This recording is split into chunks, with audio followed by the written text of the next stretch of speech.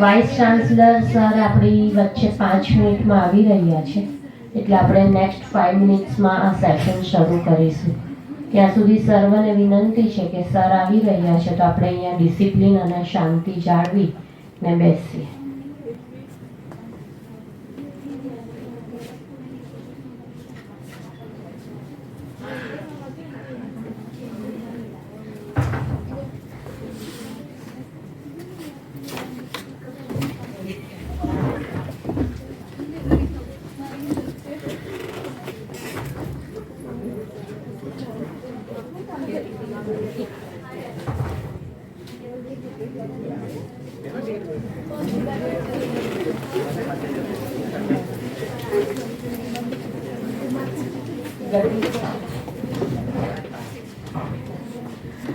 Very good afternoon to one and all.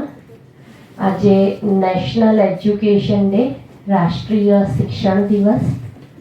2 મિનિટની ચર્ચા કે શા માટે આ દિવસ ઉજવવામાં આવે છે અને આજની ઉજવણીનો મુખ્ય હેતુ શું છે.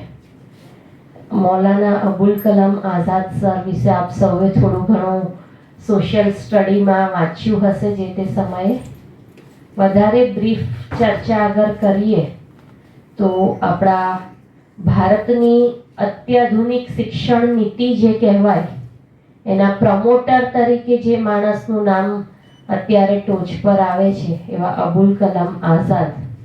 વધારે આઈડેન્ટિટી અગર તમારે જોઈતી હોય તો આપણા રાષ્ટ્રની સર્વપ્રથમ આઈઆઈટી ઇન્સ્ટિટ્યૂટનો નેશનલ એજ્યુકેશન ડે સેલિબ્રેટ કરવામાં આવે છે. આપણે બધા બહુ ફોર્ચ્યુનેટ છીએ કે આપણે કાર્યકાળમાં છીએ કે જ્યાં નવી શિક્ષણ નીતિ, ન્યૂ એજ્યુકેશન પોલિસી પણ આપણા માટે ખાસ કરીને ઇન્ટ્રોડ્યુસ કરવામાં આવી છે. તો આજના રાષ્ટ્રીય શિક્ષણ દિવસે નવી એજ્યુકેશન પોલિસી અંતર્ગત આપણને માહિતી આપવા માટે આપણી યુનિવર્સિટીના ડૉક્ટર રાજેશ પટેલ સર આપણી સાથે ઉપસ્થિત છે. સમગ્ર પ્રોગ્રામ માટે અમને તરત જ એન્કરેજ કરવું કે હા, આપણે આવો કોઈ પ્રોગ્રામ કરવો જોઈએ. તો પ્રોગ્રામ માટે અમને સપોર્ટ કરનારા યુનિવર્સિટીના વડા શ્રી વાઇસ ચાન્સલર સર કિશોર સર આપણી સાથે ઉપસ્થિત છે. સમગ્ર પ્રોગ્રામનો જ્યારે વિચાર આવ્યો ત્યારે સૌથી પહેલા કે મેડમ આ પ્રોગ્રામમાં અમારે જોડાવવું છે એવા મેહુલ શાહ સર આપણી વચ્ચે ઉપસ્થિત છે. એન્થુઝિયાસ્ટિકલી કે મેડમ આમાં કઈ રીતનું છે, શું કરવાનું છે, એવા અમરોલી કોલેજની ટીમ શ્વેતા મેડમ અને ફેકલ્ટી આપણી સાથે ઉપસ્થિત છે. તો આ પ્રસંગે હું વાઇસ ચાન્સલર સરને વિનંતી કરીશ કે આપણે દીપ પ્રાગટ્ય, Rajesh sir, Bhavesh sir, Mehul sir, દીપ પ્રાગટ્યથી આજના પ્રોગ્રામની શરૂઆત કરીએ.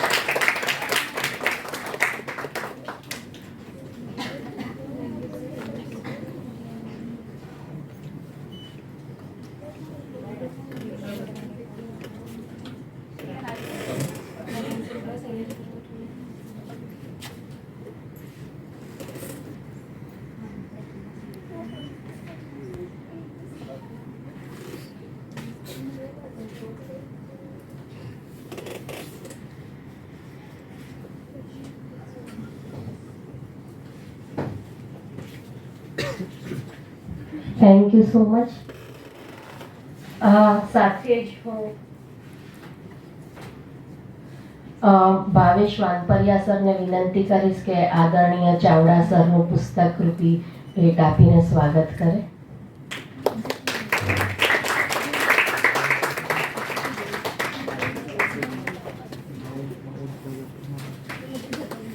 મેહુલ શાહ સરને વિનંતી કરીશ કે આજના મુખ્ય વક્તા એવા શ્રી રાજેશ પટેલ સરનું પુસ્તક રૂપી ભેટ આપીને સ્વાગત કરે.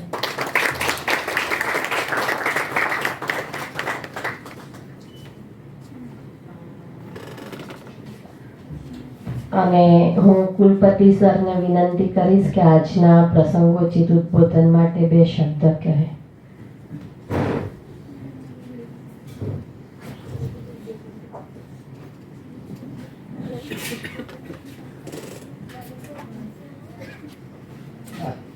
આજના આ નેશનલ એજ્યુકેશન ડેની ઉજવણી પ્રસંગે આપણી સાથે આદરણીય ડૉક્ટર રાજેશભાઈ પટેલ સાહેબ, ડૉક્ટર મેહુલભાઈ, ડૉક્ટર ભાવેશભાઈ, તુષાબેન, કીર્તિબેન, શ્વેતાબેન અને સૌ બારિયાજી અને સૌ આદરણીય વિદ્યાર્થી પરિવાર.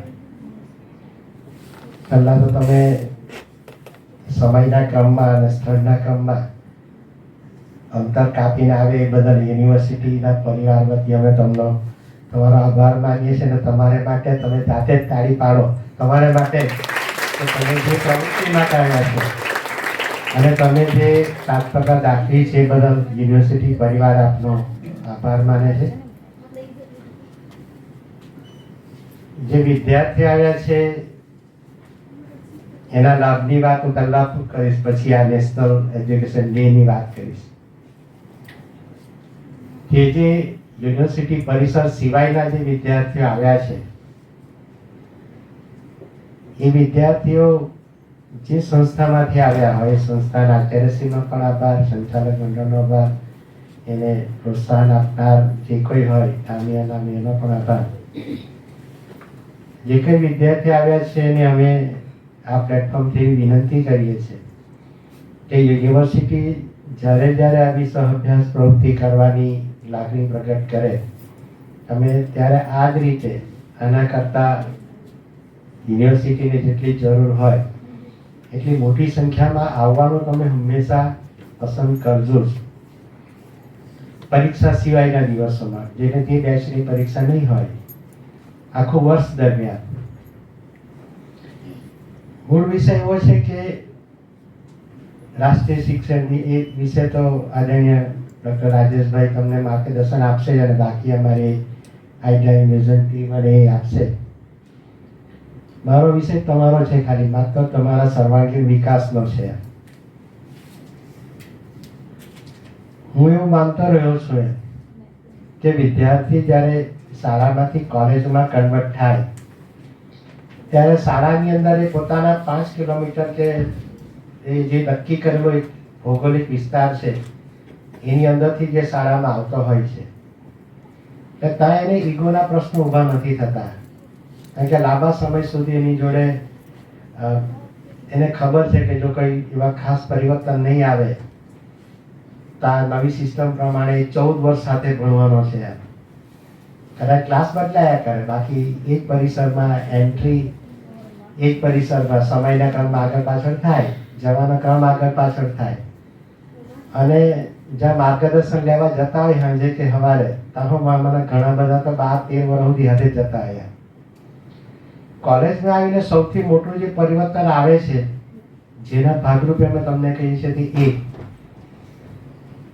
કે જ્યારે તમે વાસ્તવિક પૃથ્વીના તમામ સમસ્યાઓને વહેલા મોડા સહન કરવાના છે અથવા તો તમે નજીકના 2 વર્ષ, 5 વર્ષ, 10 વર્ષ પછી નવી પેઢીને પૃથ્વી પર તમે આપવાના છે ત્યારે નવી પેઢી જે છે એને માટે તમારે પહેલાં જોવું તો પડશે ને. લગ્ન કરવા હોય તો પેલા લગ્નમાં જવું પડે કે લગ્ન કેવી રીતે થાય એવું લોકો કહે. અથવા તો કોઈ પણ પ્રવૃત્તિ કરવી હોય, રોટલી બનાવતા શીખવું તો પહેલાં જોવું પડે કે અસર રોટલી બને છે. તેવો જ વિષય આ છે. વર્તમાન સમયમાં ભારતની વ્યવસ્થા એવી છે કે પહેલા એક સમય હતો કે એક નાનું જૂથ હોય એની રીતે પ્રગતિ કરે, પણ જેટલા આપણી સાથે આઝાદ થયેલા રાષ્ટ્રો આપણા કરતા બધી જ વ્યવસ્થાની અંદર આગળ જાય છે અને તમારે એ લોકો આગળ જાય છે એ લોકોનો જે કંઈ ચલણ હોય તેની આગળ આપણો ચલણ એટલે કે 100 રૂપિયા કોઈ વાર આપણા 50 રૂપિયા ત્યારે એ લોકોનો એક રૂપિયો સાદી ભાષામાં છે તો કોઈના 20 રૂપિયા હતા આપણે 1 રૂપિયો. આવું કેમ થાય? કુલ 25 કરોડ લોકો તમે છે આવા જે ભારતની અંદર ભણવા માટે એલિજિબલ છે. કોલેજની અંદર 130 કરોડમાંથી 16 થી શરૂ કરીને 25 ની અંદર વય મર્યાદામાં અત્યારે 25 કરોડ લોકો તમે છે. તેમાંથી ખાલી તે 4 કરોડ ભણે છે. 21 કરોડ તો હજુ કોલેજનું પગથિયું જોતા જ નથી આજની, એટલે અત્યારની પરિસ્થિતિ 22-23 ની પરિસ્થિતિ. 4 કરોડમાં બી જેટલા છે એટલા માંથી મોટા ભાગના 98 થી 97% એવા છે કે જે કોલેજમાં જાય, એક કે જે સંસ્થામાં જાય એની 5 કિલોમીટરની બહારની કશી જ વસ્તુ ખબર નહીં હોય. 5 કિલોમીટરનો એરિયા એટલે ખાલી એનું હોસ્ટેલ હોય, 5 કિલોમીટર સામાન્ય સિટીઝનમાં એનું ઘર હોય. કોઈ વધારે શહેરમાં રહેતો હોય તો એવું બને કે 20 કિલોમીટર રહેતો હોય. એ જોતો જ નથી કે બહારની દુનિયામાં શું થાય. એ બાકીના 3 વર્ષ બી એની આજુબાજુમાં 50 ફૂટનું કે 50 માળનું ટાવર હોય કે ગાર્ડન હોય, સિનેમા હોલ હોય, કામ નાનું મોટું હોય, એ સિવાય કંઈ જોઈએ જ નહીં. પછી જ્યારે હાયર એજ્યુકેશનમાં આવે ત્યારે બી પાછો ત્યાં જ ભણે. એ પાછો એમ તરત હું બદલે નહીં એટલે પાછું એ કરીને પતી જાય.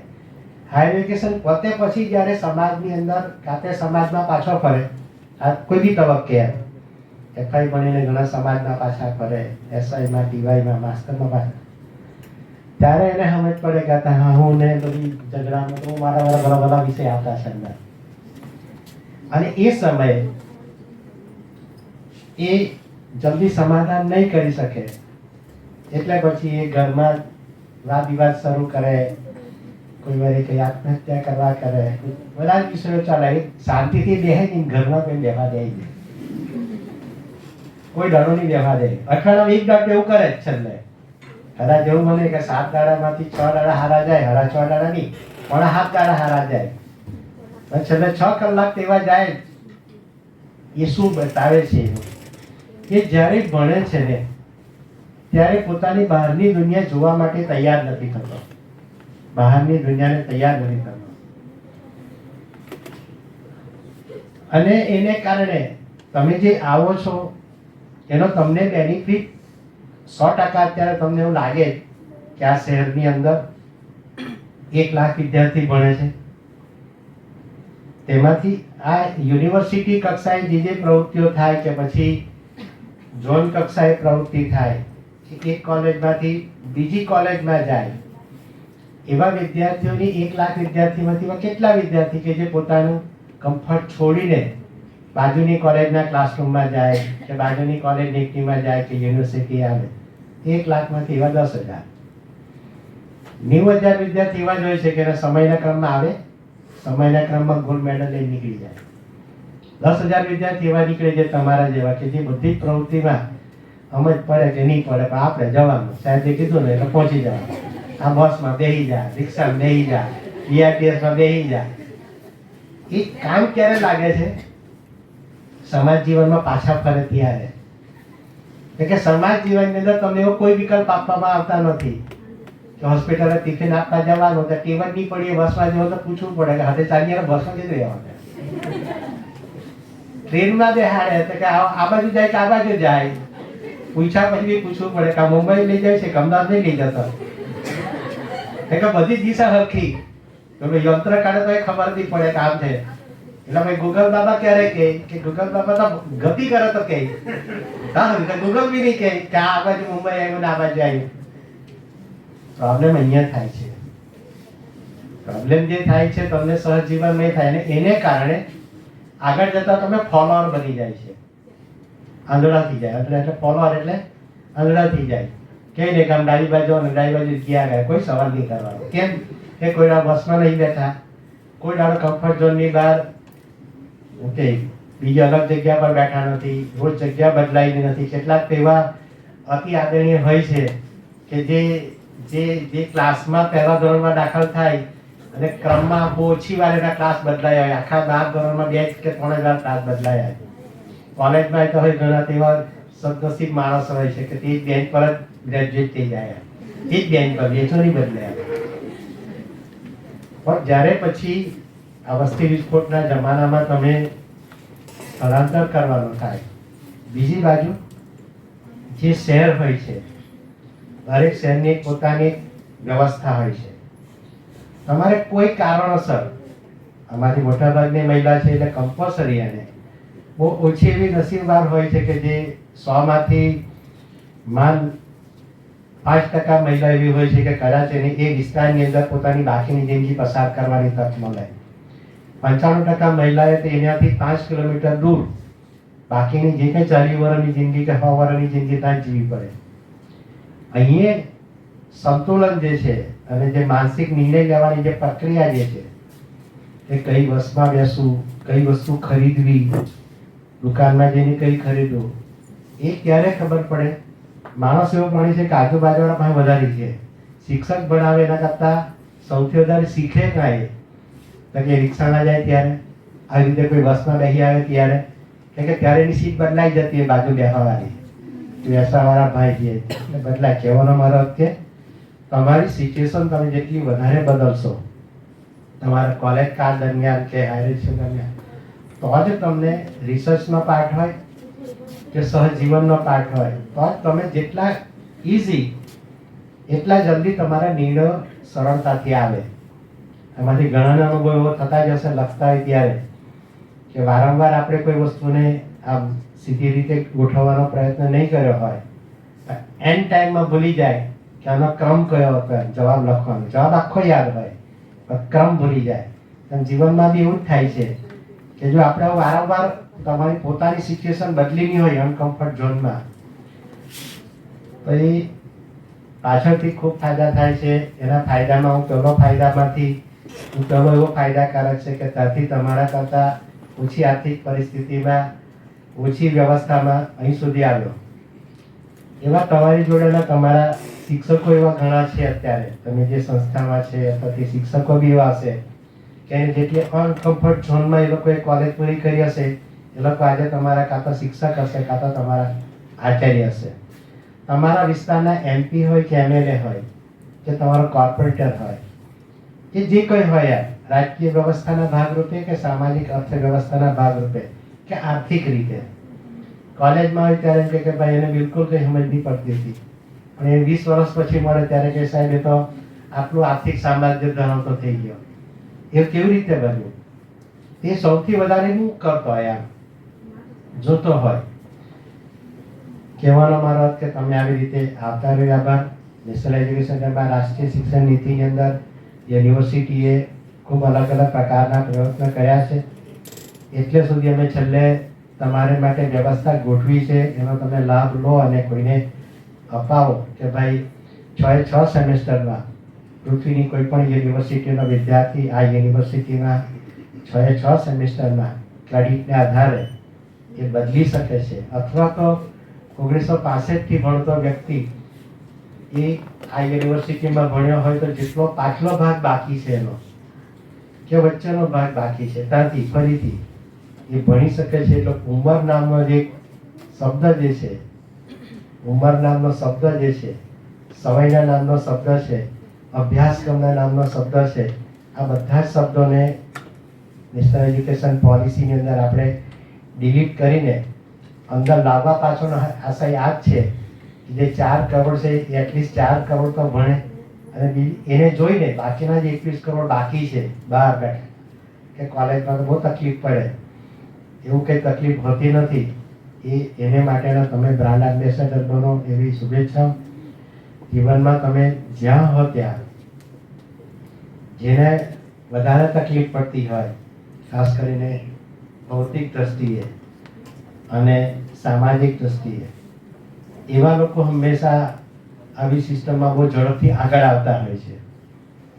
એના અનેક ઉદાહરણો છે. આદરણીય રાષ્ટ્રપતિ, પૂર્વ રાષ્ટ્રપતિ અબ્દુલ કલામજી હોય કે જે કંઈ બધા નામોમાં વધારે નહીં પડી, રાજેશભાઈ છે એટલે, પણ જેને અત્યારે પ્રોબ્લેમ છે, કાં તો પોતાના ઘરમાં સોશિયલ પ્રોબ્લેમ છે, કાં તો પોતાના ઘરમાં કોઈને કોઈ કારણસર આર્થિક પ્રોબ્લેમ છે, એ માણસે એવું જ સમજવું જોઈએ કે આ મારી તાલીમ છે, ટ્રેનિંગ છે, આ પૃથ્વી પર આવ્યા પછી આ મારી તાલીમ છે.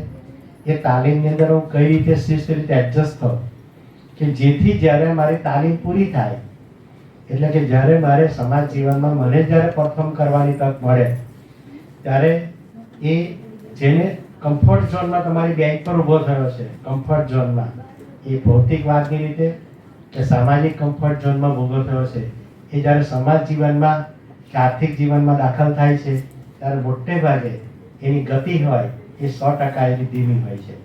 એટલે જે કમ્ફર્ટ ઝોનમાંથી ડે વનથી જ અનકમ્ફર્ટ ઝોનમાં જાય ને એ હંમેશા એ પછી ધીમે ધીમે ધીમે જેમ સમય જાય એટલે અંતિમમાં 30 પછીની જે એની ઝડપ છે એકદમ સ્લો થઈ જતી હોય અને પહેલાંની વધી જતી હોય છે. એવું અનેક ઉદાહરણ છે. એટલે આપણે એવું મનમાં કદી રાખો નહીં. હંમેશા તમે કે તમારા જેવા જે કંઈ વિદ્યાર્થીઓ છે એને ખાસ વિનંતી કે જેટલી પણ યુનિવર્સિટીઓ જે કંઈ અભ્યાસ પ્રવૃત્તિ કરે અચૂક આપને વિનંતી કે આપ જોડાવ. તમારા આચાર્યશ્રીને તમે પ્રેરણા આપો કે સાહેબ અમને જ્યારે જ્યારે આવી તક હોય, અમારા શિક્ષકને કહી રાખવાનું કે જ્યારે જ્યારે આવી પ્રવૃત્તિ હોય, નાનો મોટો તમારે ખર્ચ બી કરવો પડે, આ તમારું ઇન્વેસ્ટમેન્ટ છે. સૌથી વધારે જેમ એસઆઈપી કરાવે દર મહિને, એટલે પછી છેલ્લે ભેગું થાય ત્યારે એક મોટી રકમ ભેગી થાય, તેમાં બધી પ્રવૃત્તિની અંદર તમારે એસઆઈપી જ છે, એ સમયની જે એસઆઈપી છે તમારે ભેગી કરતી જાઓ. જ્યારે તમે સમાજ જીવનમાં પાછા ફરશો ત્યારે તમને ખૂબ મોટા લાભ આર્થિક રીતે થાય કે નહીં થાય, પણ જે તમે 3 જણા 4 જણા કે તમે 50 જણા એની વચ્ચે જે તમારું જે સંતુલનથી તમે તમારી બાકીની જિંદગી પસાર કરો, એમાં તમારે સંતુલન કરવાની હંમેશા શક્તિ મળતી હોય છે. મળે એવી આભાર. અમે તમારા સમયના કામની અંદર અલગ અલગ પ્રવૃત્તિમાં જોડાતા હોઈએ છીએ, છતાં યુનિવર્સિટી તમારા માટે અભ્યાસ સિવાયની જે પ્રવૃત્તિઓ કરે છે, અભ્યાસની પ્રવૃત્તિઓ તો કોલેજો કરે જ છે, યુનિવર્સિટીના એના વિભાગો બી કરે છે. મારો હંમેશા આગ્રહ એવો રહ્યો છે કે એ જે પ્રવૃત્તિઓ જે છે, જે તમારી એકેડેમિક છે, જ્યાં નિયમિત બેલ પડે એટલે વર્ગખંડમાં જવાનું અને પૂરું થાય, એને હંમેશા હું 40% કહું છું. 60% જે છે એ બેન્ચની વચ્ચે એટલે 2 પીરિયડ વચ્ચેનો ટાઈમ, રિસેસનો ટાઈમ, ઘરેથી કોલેજ અને કોલેજથી અને કોલેજથી બાવી જે સહઅભ્યાસ પ્રવૃત્તિઓ જે છે, હું ધાર્મિક અને શૈક્ષણિકનો સમય નથી ગણતો, સામાજિકને, શિક્ષણની સાથેની જેટલી પ્રવૃત્તિ છે એમાં તમે જેટલો તમે ભણવામાં કરો સમય એના કરતાં એને 40% ગણી 60% તમે ગાળો. બાકી તમે ભૌતિક વાતની કદી સરખામણી કરીને તમારું જીવનને પસાર નહીં કરો એવી વિનંતી. આભાર. વંદે માતરમ. જય જય ગુજરાત.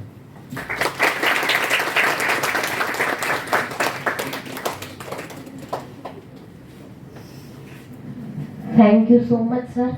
તમે જે રીતે વાત કરી કે શૈક્ષણિક પ્રવૃત્તિની સાથે ઘડતર જે આપણે લાઈફમાં મેળવીશું, કે નાના નાના એવા પ્રસંગો કે જેમાં ઇન્ફોર્મેશન નોલેજના ભાગરૂપે આપણે જેટલું મેળવીશું તે ક્યાંય એળે જવાનું નથી. આપણને એક યા બીજા સ્વરૂપે મેળવેલું દરેક જ્ઞાન જીવનમાં હંમેશા કામ આવે છે. તો આ સાથે જ વધારે સમય નહીં લેતા હું આજના મુખ્ય વક્તા એવા શ્રી ડૉક્ટર રાજેશ પટેલ સરને વિનંતી કરીશ કે છોકરાઓને, આપણા છોકરાઓ જે આતુર છે કે નેશનલ એજ્યુકેશન પોલિસી શું છે, એમના માટે એવા તો કયા બેનિફિટ્સ છે, તો આ વિશે આજની ચર્ચા શરૂ કરે.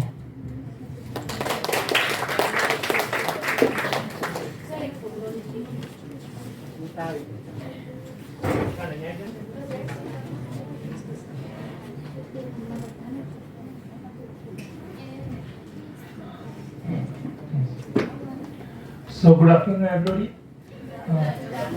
First of all IIC ના મેમ્બર્સનો હું આભાર માનું કે મને આ બોલવાની તક આપી, અને યુનિવર્સિટીના પ્લેટફોર્મમાં ઘણી વખત આપણે નેશનલ એજ્યુકેશન પોલિસીની વાત થાય છે. આજે આપણે કોલેજના વિદ્યાર્થીઓ સાથે પણ આ વર્ષે વાત કરવાનો મોકો મળ્યો, એ બદલ મને આનંદ છે. તો સૌથી પહેલાં આજના નેશનલ એજ્યુકેશન ડે માટે ઓલરેડી તમને જે બેઝિક ઇન્ટ્રોડક્શન આપી એ પ્રમાણે કે મૌલાના અબ્દુલ કલામ જે આપણે સૌથી પહેલા શિક્ષણ મંત્રી હતા, એમની બર્થ એનિવર્સરીના રૂપમાં આપણે આ દિવસ ઉજવીએ છીએ. એમનો એક કોટ છે કે educator should build a capacity of the spirit of inquiry, creativity, entrepreneurship and moral leadership among the students and become a role model. તો એક સેન્ટેન્સ જ ઘણું બધું કહી શકે છે કે એવું કહેવા માંગે છે કે તમારું જે એજ્યુકેશન છે તમારામાં શું વસ્તુ કરે. સૌથી પહેલી વસ્તુ તો છે ઇન્ક્વાયરી. કોઈ પણ વસ્તુ કેવી રીતે થાય છે, શું કામ થાય છે, શા માટે કરવી જોઈએ, આ બધી વસ્તુ તમે ઇન્ક્વાયરીની અંદર સાંકળી શકો. એટલે શિક્ષણનો સૌથી પહેલો હેતુ છે કે તમે પૂછતા શીખો. બીજો પાર્ટ છે ક્રિએટિવિટી. અત્યારે તમારે હમણાં જ ઇનોવેશન ક્લબનું બેનર લાગેલું હતું અને અત્યારે આપણે બધા ઇનોવેશનના આખા યુગમાં છીએ. અત્યારે જે ટ્રેડિશનલ અને પ્રોટોટાઇપ નોલેજ અને પ્રોટોટાઇપ બિઝનેસ છે એ નથી ચાલતા. આપણે સ્ટાર્ટઅપની વાત કરીએ છીએ, એપ આપણે નવી લઈ આવીએ છીએ, આપણી ક્લોથિંગ સ્ટાઇલ બદલી જાય છે, આપણી હેર સ્ટાઇલ બદલી જાય છે. દરેક વસ્તુમાં આપણને ઇનોવેશન અને ક્રિએટિવિટી જોઈએ છે. એવી જ રીતે આ ક્રિએટિવિટી તમારા એજ્યુકેશનમાં અને તમે જે પણ ફિલ્ડમાં રહેતા હો એમાં ડેવલપ થાય. એની સાથે એન્ટરપ્રિન્યોરશિપ, સાહેબે જેમ કીધું એની જેમ કે કરોડો છોકરાઓ યુનિવર્સિટીમાં તમારી સાથે છે, પણ અત્યારની સરકાર અથવા તો અત્યારની આપણી જે સિસ્ટમ છે એ બધાને નોકરી આપવા માટે કેપેબલ નથી. એટલે જરૂરિયાત એ છે કે તમે તમારા શિક્ષણનો ઉપયોગ બીજા માટે નોકરી સર્જન માટે વાપરી શકો અને તમે જાતે ઉદ્યોગ સાહસિક બનો. એટલે એટલા માટે એન્ટરપ્રિન્યોરશિપ છે. અને એની સાથે ભૌતિક ડેવલપમેન્ટ જે થાય છે એની સાથે જ ડેવલપમેન્ટ છે મોરલ ડેવલપમેન્ટ. મોરલ ડેવલપમેન્ટ એટલે આપણે પોતે મોરલ લીડરશિપ રાખીએ, કરપ્શનની અગેન્સ્ટ કામ કરીએ, આપણા પોતામાં દેશભક્તિ રહે અને વધારે સારા સિટીઝન અને ગ્લોબલ સિટીઝન આપણે બનવાનું ટ્રાય કરીએ. આ બધી વસ્તુઓ જે કરે અને જે રોલ મોડલ બનાવે એને એજ્યુકેશન કહેવાય, એવું મૌલાના અબ્દુલ કલામ આઝાદ કહી ગયા હતા. અને એ બેઝ ઉપર જ આપણી ન્યૂ એજ્યુકેશન પોલિસીના ફાઉન્ડેશન્સ છે રહેલા છે. અને ન્યૂ એજ્યુકેશન પોલિસી છે બેઝિકલી એ નેશનલ એજ્યુકેશન પોલિસી છે, પણ જનરલી આપણને બોલવામાં જેમ મારાથી બોલાઈ ગયું એની જેમ બોલાઈ જાય છે કે ન્યૂ એજ્યુકેશન પોલિસી. એટલે નેશનલ એજ્યુકેશન પોલિસી છે 2020. શું કામ નેશનલ એજ્યુકેશન પોલિસીની જરૂરિયાત છે? તો ઘણા બધાને ખબર હશે કે ભારતમાં જે એજ્યુકેશન પોલિસી પહેલા બનેલી હતી એ અંગ્રેજોના વખતમાં બનેલી હતી અને અંગ્રેજોએ ભારતની ઉપર રાજ કરવા માટે શિક્ષણ વ્યવસ્થા ઊભી કરેલી હતી અને એ શિક્ષણ વ્યવસ્થા પ્રમાણે મોટે ભાગે અત્યાર સુધી આપણું શિક્ષણ કાર્ય ચાલતું આવ્યું છે. અને હવે જ્યારે આપણે આઝાદીના 75 વર્ષ પછી આપણે અમૃતકાળમાં છીએ અને આપણે જરૂરિયાત છે કે આપણા શિક્ષણથી એવા સિટીઝન્સ બને કે જે આ ભારતની આજની પરિસ્થિતિ છે એને વધારે આગળ લઈ જઈ શકે, તો આપણે આપણો જે શિક્ષણ નીતિ અથવા તો શિક્ષણ આપવાનો મોડ છે આપણે ચેન્જ કરવો પડે. અને એટલા માટે જ આપણે નેશનલ એજ્યુકેશન પોલિસી 2020માં નવી ઇમ્પ્લિમેન્ટ થઈ. NEP 2020 એ આપણને પ્રોવાઈડ કરે છે કે ઓપોર્ચ્યુનિટી, એ રીઇમેજિન કરે છે, રીડિઝાઇન કરે છે અને રીસ્ટ્રક્ચર કરે છે. તમે બધા એનફિલ્ડનું બાઇક જોયેલું હશે ને, એનફિલ્ડ બુલેટ. એક વખત હતો કે ત્યારે બહુ સારું ચાલતું હતું, પછી એવો વખત આવ્યો કે એનફિલ્ડ બધા ભૂલી ગયા કે ખાલી ભરવાડ પાસે જ એનફિલ્ડ હોય. પણ ફરી પાછો એ જમાનો આવ્યો કે એ જ એનફિલ્ડ અત્યારે તમારે લેવું હોય તો ફરી પાછા 2 લાખ રૂપિયા જોઈએ, એનો 2 કલર બદલા, એકાદ જગ્યાએ સાયલેન્સર બદલ્યું, થોડું ઘણું રીડિઝાઇન થયું અને ફરી પાછું એ માર્કેટમાં આવ્યું. એવી જ રીતે તમારા એજ્યુકેશનમાં પણ એ જ વસ્તુઓ થઈ છે કે જે જરૂરિયાત પ્રમાણે અમુક વસ્તુઓ વધારવી, અમુક વસ્તુઓ ઘટાડવી અને અમુકમાં નવું ક્રિએટિવિટી લાવી અને ફરી પાછી એજ્યુકેશન પોલિસી એવી રીતે ડેવલપ કરવામાં આવેલી છે કે હવે એજ્યુકેશન છે ફક્ત એક મીડિયમ ના રહે, પણ એ એવું એન્જિન બને કે જેનાથી તમારું રિસર્ચ, ડેવલપમેન્ટ, ઇકોનોમી અને સોસાયટી ચાલે. તો આ 4 વર્ડ છે ઇન્ટર રિલેટેડ છે. રિસર્ચ શું છે? બધા જ સંશોધન કરે છે. આપણે ન્યૂ એજ્યુકેશન પોલિસી ઉપર એ સંશોધન કરી શકીએ કે આનું ઇમ્પેક્ટ શું છે, આનું આ શું છે, આનું શું છે. આવડી મોટી થીસીસ બની જાય અને આવી ઘણી થીસીસો બાજુના બિલ્ડિંગમાં ઓલરેડી પડેલી છે. એને શું કહેવાય? રિસર્ચ. એ થીસીસ બનાવ્યા પછી માનો કે મેં 1995માં કામ ચાલુ કર્યું અને 2002માં મારી થીસીસને જમા કરાવી. હું સૌરાષ્ટ્ર યુનિવર્સિટીમાં ભણતો હતો. આજે હું એ થીસીસ જોવા જાઉં તો એ થીસીસ એમનો મકબંધ હોય, લાઇબ્રેરીમાં કોઈ એને ઇશ્યુ જ ના કરાવી હોય, તો એ કેવું કહેવાય? રિસર્ચ સારું કહેવાય. મને ડિગ્રી મળી ગઈ, મને પગાર મળી ગયો, પણ એ પછી જો થીસીસ કોઈ ખોલે નહીં તો એનું કંઈ મહત્વ ના રહે. એટલે સૌથી પહેલી વસ્તુ છે કે રિસર્ચ છે એ એવું હોય કે જે બીજા વાપરી શકે અને રિસર્ચને એ લોકો સાંકળે છે ડેવલપમેન્ટની સાથે. તમે જે રિસર્ચ કરો છો એ રિસર્ચમાંથી તમે કોઈ નવી પ્રોડક્ટ બનાવો, તમે કોઈ નવો કન્સેપ્ટ ડેવલપ કરો, તમે કોઈ નવી પોલિસી બનાવો અને જેના લીધે થઈ અને આગળ તમને ઇકોનોમી અને સોસાયટી બંનેને ફાયદો થાય. એમ કે કોઈ પણ એક્ટિવિટી ભલે આપણે કહીએ કે ના કહીએ, એક્ટિવિટી એ જ સસ્ટેન કરે છે કે જે એક્ટિવિટી ઇકોનોમિક હોય છે અથવા તો એની ઇમ્પેક્ટ સોસાયટી ઉપર હોય છે. એટલે તમારે એક્ટિવિટી તમારી એજ્યુકેશનની જે તમારા લાઈફનો ગોલ્ડન ટાઈમ છે, 10 થી 15 વર્ષનો ગાળો તમે સમજો ત્યારથી બધા ગણો તો તે 15 વર્ષનો ગાળો તમે જ્યારે એજ્યુકેશનમાં નાખો છો ત્યારે તમને એ ગાળાના લીધે તમને પોતાને પણ કંઈક ઇકોનોમિક બેનિફિટ મળવું જોઈએ અને ડિગ્રીના અંતે તમે સોસાયટીને પણ કંઈક પ્રોવાઈડ કરી શકવા જોઈએ. એટલે આ બધી વસ્તુઓ રીડિઝાઇન કરી શકાય એવી રીતે આપણી નવી નેશનલ એજ્યુકેશન પોલિસી છે એ બનાવવામાં આવેલી છે. હવે નેશનલ એજ્યુકેશન પોલિસીના મેજર 2 પાર્ટ છે. એક છે સ્કૂલ એજ્યુકેશન માટે, જે પાર્ટ આપણે આજે બહુ ડિસ્કસ નથી કરતા કેમ કે આપણે બધા હાયર એજ્યુકેશનના સ્ટુડન્ટ્સ છીએ. હાયર એજ્યુકેશનમાં જે વસ્તુઓ લાગુ પડે છે એમાં જુદા જુદા ક્લોઝ આવેલા છે ને આખી એનઈપી છે એ ક્લોઝ વાઇઝ બનાવેલી છે. આ જે ક્લોઝ છે એ બધા ક્લોઝના આપણા પીપીટી હશે, પણ આપણે એ જ ક્લોઝ વધારે ડિટેલમાં લઈશું કે જે ક્લોઝ વિદ્યાર્થીઓને સીધે સ્પર્શે છે. બધે જ ક્લોઝ એટલા માટે રાખ્યા છે કે આના પછી જ્યારે તમે ફિલ્ડમાં જશો ઘણી વખત ત્યારે તમને ઇન્ટરવ્યુમાં આવે તો એક સવાલ પૂછશે કે એનઈપી ની અંદર આ વસ્તુ માટે શું છે અથવા તો આ ક્લોઝનું શું મહત્વ છે. એટલે એટલા માટે એટલીસ્ટ તમને બધા જ ક્લોઝનો આઈડિયા આવે એ રીતે આપણે આ પ્રેઝન્ટેશનને લીધેલું છે. એનઈપી નો સૌથી પહેલો ક્લોઝ છે એનઈપી 10 ને શરૂઆતના 1 થી 9 છે એ બેઝિક પાર્ટ છે ને એની અંદર તમારે સ્કૂલ એજ્યુકેશનના રિફોર્મ્સ ને એ બધું આવી જાય છે. 10મા ક્લોઝ થી આપણે હાયર એજ્યુકેશનના થોટ્સ બધા ચાલુ થાય છે. સૌથી પહેલો પાર્ટ છે ઇન્સ્ટિટ્યુશનલ રીસ્ટ્રક્ચર અને કન્સોલિડેશન. આપણે અત્યારે સ્ટ્રક્ચર એવું છે કે દરેક સ્ટેટમાં પહેલા એક યુનિવર્સિટી હતી. ગુજરાતમાં સૌથી પહેલી યુનિવર્સિટી હતી ગુજરાત યુનિવર્સિટી. એની પહેલા પૂના બોર્ડ હતું. હું જ્યારે 10મામાં ભણતો ત્યારે મારી ડિગ્રી છે પૂનાથી હતી. હું બોમ્બે ભણતો એટલે ત્યારે પૂના બોર્ડ હતું. પછી મહારાષ્ટ્ર સ્ટેટ બન્યું. ગુજરાત અને મહારાષ્ટ્ર જુદા પડ્યા એટલે ગુજરાત યુનિવર્સિટી બની. પછી ગુજરાત યુનિવર્સિટીમાંથી ફરી પાછું કાળક્રમે નોર્થ ગુજરાત, સાઉથ ગુજરાત, સૌરાષ્ટ્ર એવી યુનિવર્સિટીઓ છૂટી પડવાની. એટલે આપણું અત્યારનું સ્ટ્રક્ચર છે એવું છે કે જેની અંદર તમારે સ્ટેટની મેજર 7 કે 8 યુનિવર્સિટી હોય અને જે રીઝન વાઇઝ બધી કોલેજને એફિલિએટેડ રાખે અને એનાથી આપણું આખું સ્ટ્રક્ચર છે ચાલે. છેલ્લા થોડાક વર્ષમાં એવું થયું છે કે ધીમે ધીમે આપણે પ્રાઇવેટ યુનિવર્સિટીઓ અને ડીમ યુનિવર્સિટીઓ વધારવા માંડ્યા છીએ અને હવે અત્યારે આજની તારીખે આપણી ગુજરાતની અંદર અરાઉન્ડ 100 થી વધારે જુદી જુદી યુનિવર્સિટીઓ આવેલી છે અને ઘણી બધી સેક્ટોરિયલ યુનિવર્સિટી પણ છે. ફોરેન્સિક યુનિવર્સિટી છે, સ્પોર્ટ્સ યુનિવર્સિટી છે, ચિલ્ડ્રન્સ યુનિવર્સિટી છે. એની સામે ઘણી બધી હોલિસ્ટિક યુનિવર્સિટીઓ જુદી રીતે બનેલી છે કે જેમાં આપણે જીટીયુ ગુજરાત ટેકનોલોજી યુનિવર્સિટી બધી જ એન્જિનિયરિંગ કોલેજો લઈને એક યુનિવર્સિટી બનાવી દીધી. એટલે આ બધી જ રીતે યુનિવર્સિટીનો કન્સેપ્ટ છે અત્યારે આપણે બદલેલા છે. એનઈપી ની અંદર એ લોકો કહે છે એ પ્રમાણે આ કન્સેપ્ટને પણ ફરી પાછી બદલાવવા માંગે છે અને એને કન્વર્ટ કરવા માંગે છે એ છે ઇક્વિટેબલ એક્સેસ અને ક્વોલિટી એજ્યુકેશનમાં.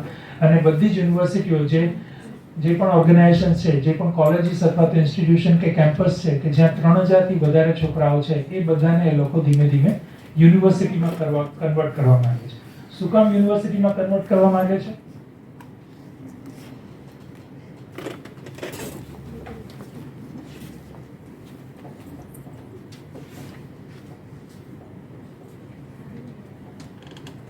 એ પ્રોસેસને લોકો ટ્રાન્સફોર્મેશન કહે છે. આપણે પહેલા કીધું એની જેમ કે ગુજરાતમાં એક જ યુનિવર્સિટી ગુજરાત યુનિવર્સિટી હતી ત્યારે જો કોઈ છોકરાને કંઈ પણ વસ્તુની જરૂર પડે તો એને જે પણ પ્લેસમાં હોય ત્યાંથી એને ફક્ત અમદાવાદ જવું પડે અને એનાથી આખું એડમિનિસ્ટ્રેશન છે વધારે કોમ્પ્લેક્સ રહે. બધી જ જગ્યાએ એક સરખો સિલેબસ, બધી જ વસ્તુઓ એક સરખી એટલે બધા જ એક સરખા બીબાઢાળ સિલેબસ ને બધું ચાલે. એટલે એનાથી ડેવલપમેન્ટ છે વધારે સારી રીતે ના થઈ શકે અને એટલા માટે ધીમે ધીમે નાની યુનિવર્સિટીઓ બનાવવામાં આવી. આ યુનિવર્સિટીઓ સાથે અત્યારે જેમ આપણી યુનિવર્સિટીમાં મોર દેન 300 કોલેજ એફિલિએટેડ છે. 300 કોલેજનું એફિલિએશન, એનું એડમિશન, એની એક્ઝામ એ પ્રોસેસ પણ કરી પાછી બહુ જ કંટાળાજનક રહે છે અને બધાને પોતાના રિજન પ્રમાણે ડેવલપમેન્ટ કરવાનો ચાન્સ નથી મળતો. અને એના માટે થઈને હવે એનઈપી પ્રમાણે એવું કરવામાં આવેલું છે કે જે તે ડિસ્ટ્રિક્ટની અંદર એક યુનિવર્સિટીઓ બનાવવામાં આવશે અને એના માટેના જે 5 ઓબ્જેક્ટિવ છે એની અંદર સૌથી પહેલો ઓબ્જેક્ટિવ છે transforming all HEI to become MU or become part of MU by the 2030. એટલે 2030 ની અંદર એવું થશે કોઈ પણ કોલેજ, માનો કે તમે અમરોલી કોલેજમાંથી આવો છો તો કાં તો અમરોલી કોલેજ છે પોતે મલ્ટી યુનિવર્સિટી બનશે અથવા તો અમરોલી કોલેજ બીજી કોઈ કોલેજ જે મલ્ટી યુનિવર્સિટી છે એની ક્લસ્ટર બની જશે. એટલે આપણી જે 300 એફિલિએટેડ કોલેજીસ છે BNSU ની એ બધામાંથી ઓછામાં ઓછી 50 કે 60 જુદી જુદી યુનિવર્સિટીઓ બની જશે. એ જ યુનિવર્સિટીઓ બનશે કે જે યુનિવર્સિટીઓ પાસે સારામાં સારો નેકનો ગ્રેડ હશે. ફોર એક્ઝામ્પલ અત્યારે હમણાં જ આપણી યુનિવર્સિટીમાં નેકનું એક્રેડિટેશન ગયું, આપણી યુનિવર્સિટીને B++ આવ્યો. એની પહેલા આપણી યુનિવર્સિટી A હતી. આની અંદર એ લોકો એવી કન્ડિશન રાખેલી છે કે એને જ યુનિવર્સિટીનું સ્ટેટસ આપવામાં આવશે કે જેની પાસે નેકમાં A ગ્રેડ છે. એટલે માનો કે અમરોલી કોલેજ છે એની પાસે નેકનો A ગ્રેડ છે તો અમરોલી કોલેજ છે મલ્ટી યુનિવર્સિટી બની શકે. અમરોલી કોલેજની બાજુમાં માનો કે SD જૈન કોલેજ બીજી છે કે જેની પાસે B+ ગ્રેડ છે તો એને કાં તો આની સાથે રહેવાનું અથવા તો એને A+ લઈ આવવાનું. એટલે અમુક વર્ષ પછી એવું થશે કે જેટલી પણ યુનિવર્સિટીઓ હશે એ બધી યુનિવર્સિટીઓ નાની હશે અને એટલીસ્ટ બધી યુનિવર્સિટીને જે પણ થ્રેશોલ્ડ હોય કે નેક A ગ્રેડ તો બધી યુનિવર્સિટીઓમાં મિનિમમ A ગ્રેડ હશે. એટલે બધાની ક્વોલિટી છે ઇન્ક્રીઝ થાય. આની સાથે યુનિવર્સિટીને ક્લાસિફિકેશન અને એક્રેડિટેશન અને એને ગ્રેડેડ એનાટોમી આપવામાં આવશે. ગ્રેડેડ એનાટોમી એટલે અત્યારે અમરોલી કોલેજ છે એ પોતાનો સિલેબસ જાતે બનાવી શકે, પોતાની પરીક્ષા જાતે કરી શકે, પોતાના એડમિશન્સ જાતે કરી શકે. આ ટાઈપની એને બધી જ ઓટોનોમી આપવામાં આવશે. એટલે જે ડિસિઝન લેવામાં મોટા ભાગે જે મોડા થવાના પ્રશ્નો હોય એ બધા પ્રશ્નો અટકી જાય અને દરેક ઇન્સ્ટિટ્યૂટ છે એ પોતાની રિજનલ નીડ પ્રમાણે ને વધારે સારી રીતે આગળ લઈ જઈ શકે. એટલે સૌથી પહેલા તો આ ટ્રાન્સફોર્મેશનનો પાર્ટ છે અને એની સાથે જ એસ્ટાબ્લિશમેન્ટ એક્રેડિટેશન મિકેનિઝમ જે અત્યારે નેક છે એની પણ રિફોર્મ કરવામાં આવશે અને એ પ્રમાણે કેપેસિટી બિલ્ડિંગ થશે બધાનો અને બધી જ યુનિવર્સિટીઓ છે અને બધી જ કોલેજો છે આઈધર એમયુ બનશે અથવા તો પાર્ટ ઓફ એમયુ બનશે. એટલે સૌથી પહેલો પાર્ટ એવો છે કે જેમાં એઝ અ વિદ્યાર્થી તમારે બહુ લાગતું ઓળખતું નથી અને તમે છો ત્યાં સુધીમાં થવાની શક્યતાઓ પણ બહુ ઓછી છે. પણ તમારે આ જાણવું એટલા માટે જરૂરી છે કે તમે જ્યારે તમારું માસ્ટર્સ પૂરું કરશો, પોસ્ટ ગ્રેજ્યુએશન પૂરું કરીને પીએચડી પૂરું કરીને જશો ત્યારે તમારા માટે જોબ છે એ આવી જ યુનિવર્સિટીમાં હશે અને આવી જ યુનિવર્સિટીઓ કે જે અમરોલી કોલેજ હોય એમાંથી યુનિવર્સિટી બનેલી હોય તો એ યુનિવર્સિટીને પોતાને ગ્રેડેડ ઓટોનોમી અને બધી વસ્તુઓ ઇન્ડિપેન્ડન્ટલી કરવી હશે. એટલે ત્યારે તમે જ્યારે ઇન્ટરવ્યુમાં જશો ત્યારે તમને પહેલો ક્વેશ્ચન એ જ પૂછાશે કે એક્રેડિટેશન શું, ઓટોનોમી શું, ગ્રેડેડ ઓટોનોમી શું, એમયુ શું. એટલે આ બધી જે ટર્મિનોલોજી છે એ બધી ટર્મિનોલોજીથી તમારે વાકેફ થવાની જરૂર છે. આના માટેની આખી પ્રોસેસ છે આપણે વધારે ડિટેલમાં નથી લેતા કેમ કે આ એડમિનિસ્ટ્રેટિવ પ્રોસેસ છે. યુનિવર્સિટીઓ પોતાના બધાના ડેવલપમેન્ટલ રિપોર્ટ બનાવવાના, સ્ટેટ લેવલે રિપોર્ટ્સ છે એ બધા જોશે અને એ રિપોર્ટ નક્કી કરશે કે કઈ કોલેજને યુનિવર્સિટી બનાવી અને કઈ યુનિવર્સિટીને મલ્ટીડિસિપ્લિનરી અથવા તો રિસર્ચ યુનિવર્સિટી બનાવી. એ પ્રમાણે બધી જ યુનિવર્સિટીઓનું ટ્રાન્સફોર્મેશન થશે. એટલે NEP 10 છે આપણે બહુ વધારે ટચ નથી કરતા કેમ કે એઝ અ સ્ટુડન્ટ તરીકે તમારે એની સાથે ઇન્વોલ્વમેન્ટ ઓછું છે. NEP 11 છે it is for the towards a more holistic and multidisciplinary education. So multidisciplinary education અથવા તો હોલિસ્ટિક એજ્યુકેશન બે વર્ડ બહુ નજીકના પણ થોડા એકબીજાથી જુદા પડતા છે. મલ્ટીડિસિપ્લિનરી એટલે એવું થાય કે જેમાં એકથી વધારે ડિસિપ્લિન છે એ ભેગી થાય અને હોલિસ્ટિક એટલે એવું થાય કે જેને બધી જ વસ્તુનું જ્ઞાન હોય. તમે જ્યારે જોતા હશો કે તમારા ઘરમાં બી કોઈ પણ પ્રસંગ હોય, સિમ્પલ એક લગ્નનો પ્રસંગ હોય ત્યારે તમને દેખાય કે તમારા 4-5 કાકા, મામા, ફઈ, ફુવા જે બધા હોય એમાં બધાનો રોલ જુદા જુદા હોય. કોઈ કાકા કે મામા એવા હોય કે જે જાન આવે ત્યાંથી જાન જાય ત્યાં સુધીનું બધું જ કામ જોઈ શકે. રસોડામાં જઈને રસોઈ જોઈ આવે, ટ્રાન્સપોર્ટ જોઈ આવે, ડેકોરેશન વાળાને જોઈ આવે, બધી જ વસ્તુઓ કરે. શું કામ કરે? કેમ કે એને આખી પ્રોસેસનો અનુભવ છે. અને કોઈક એવા હોય કે જેને ફક્ત ફોટો પડાવીને જોવામાં જ રસ. એટલે એ કેવા થયા? સિંગલ ડિસિપ્લિન વાળા. અને હોલિસ્ટિક કેવા થયા? કે જેને બધી જ વસ્તુનો ખ્યાલ છે. એટલે એજ્યુકેશન ધીમે ધીમે આપણે એવી રીતે કન્વર્ટ કરવા માંગીએ છીએ કે જેનાથી એને હોલિસ્ટિક બનાવવામાં. આ હોલિસ્ટિક એજ્યુકેશન બનાવવા માટે પણ જુદા જુદા ઓબ્જેક્ટિવ છે. આપણે બહુ ટેક્સમાં નહીં જઈએ, આપણે સમજણમાં જશું. તો તમારે હોલિસ્ટિક ડેવલપમેન્ટ કેવી રીતે કરી શકો તમારા કરિક્યુલમમાં. તો અત્યાર સુધી આપણી જે યુનિવર્સિટીની વ્યવસ્થા છે એ વ્યવસ્થા એવી હતી કે તમે બીકોમના સ્ટુડન્ટ છો તો તમે બીકોમના પેપર ભણો. બીકોમમાં તમારે એકાઉન્ટ અને ફાઇનાન્સનો જે ઓપ્શન આવતો હોય, બેન્કિંગ આવતો હોય કે જે 2-3 ઓપ્શન આવતા હોય, 2-3 ઓપ્શનમાં તમે ચોઈસ કરો અને એમાંથી તમે તમારી એક્ઝામ આપો. તમે બહુ સારું બીકોમ ભણી લીધું, બહુ સારું બીકોમ ભણી લીધું, સાથે માની લો કે તમે સીએની એક્ઝામ કરી લીધી, ઘણા બધા કરી લે છે. સારામાં સારી પ્રેક્ટિસ તમારી સીએના સ્પેશિયાલિસ્ટ તરીકે ચાલે છે. મહિને તમે લાખો રૂપિયા કમાઓ છો. પછી તમને ખબર પડે છે કે તમારા ઘરમાં કોઈ ફેમિલીમાં કોઈને કેન્સર થયું છે.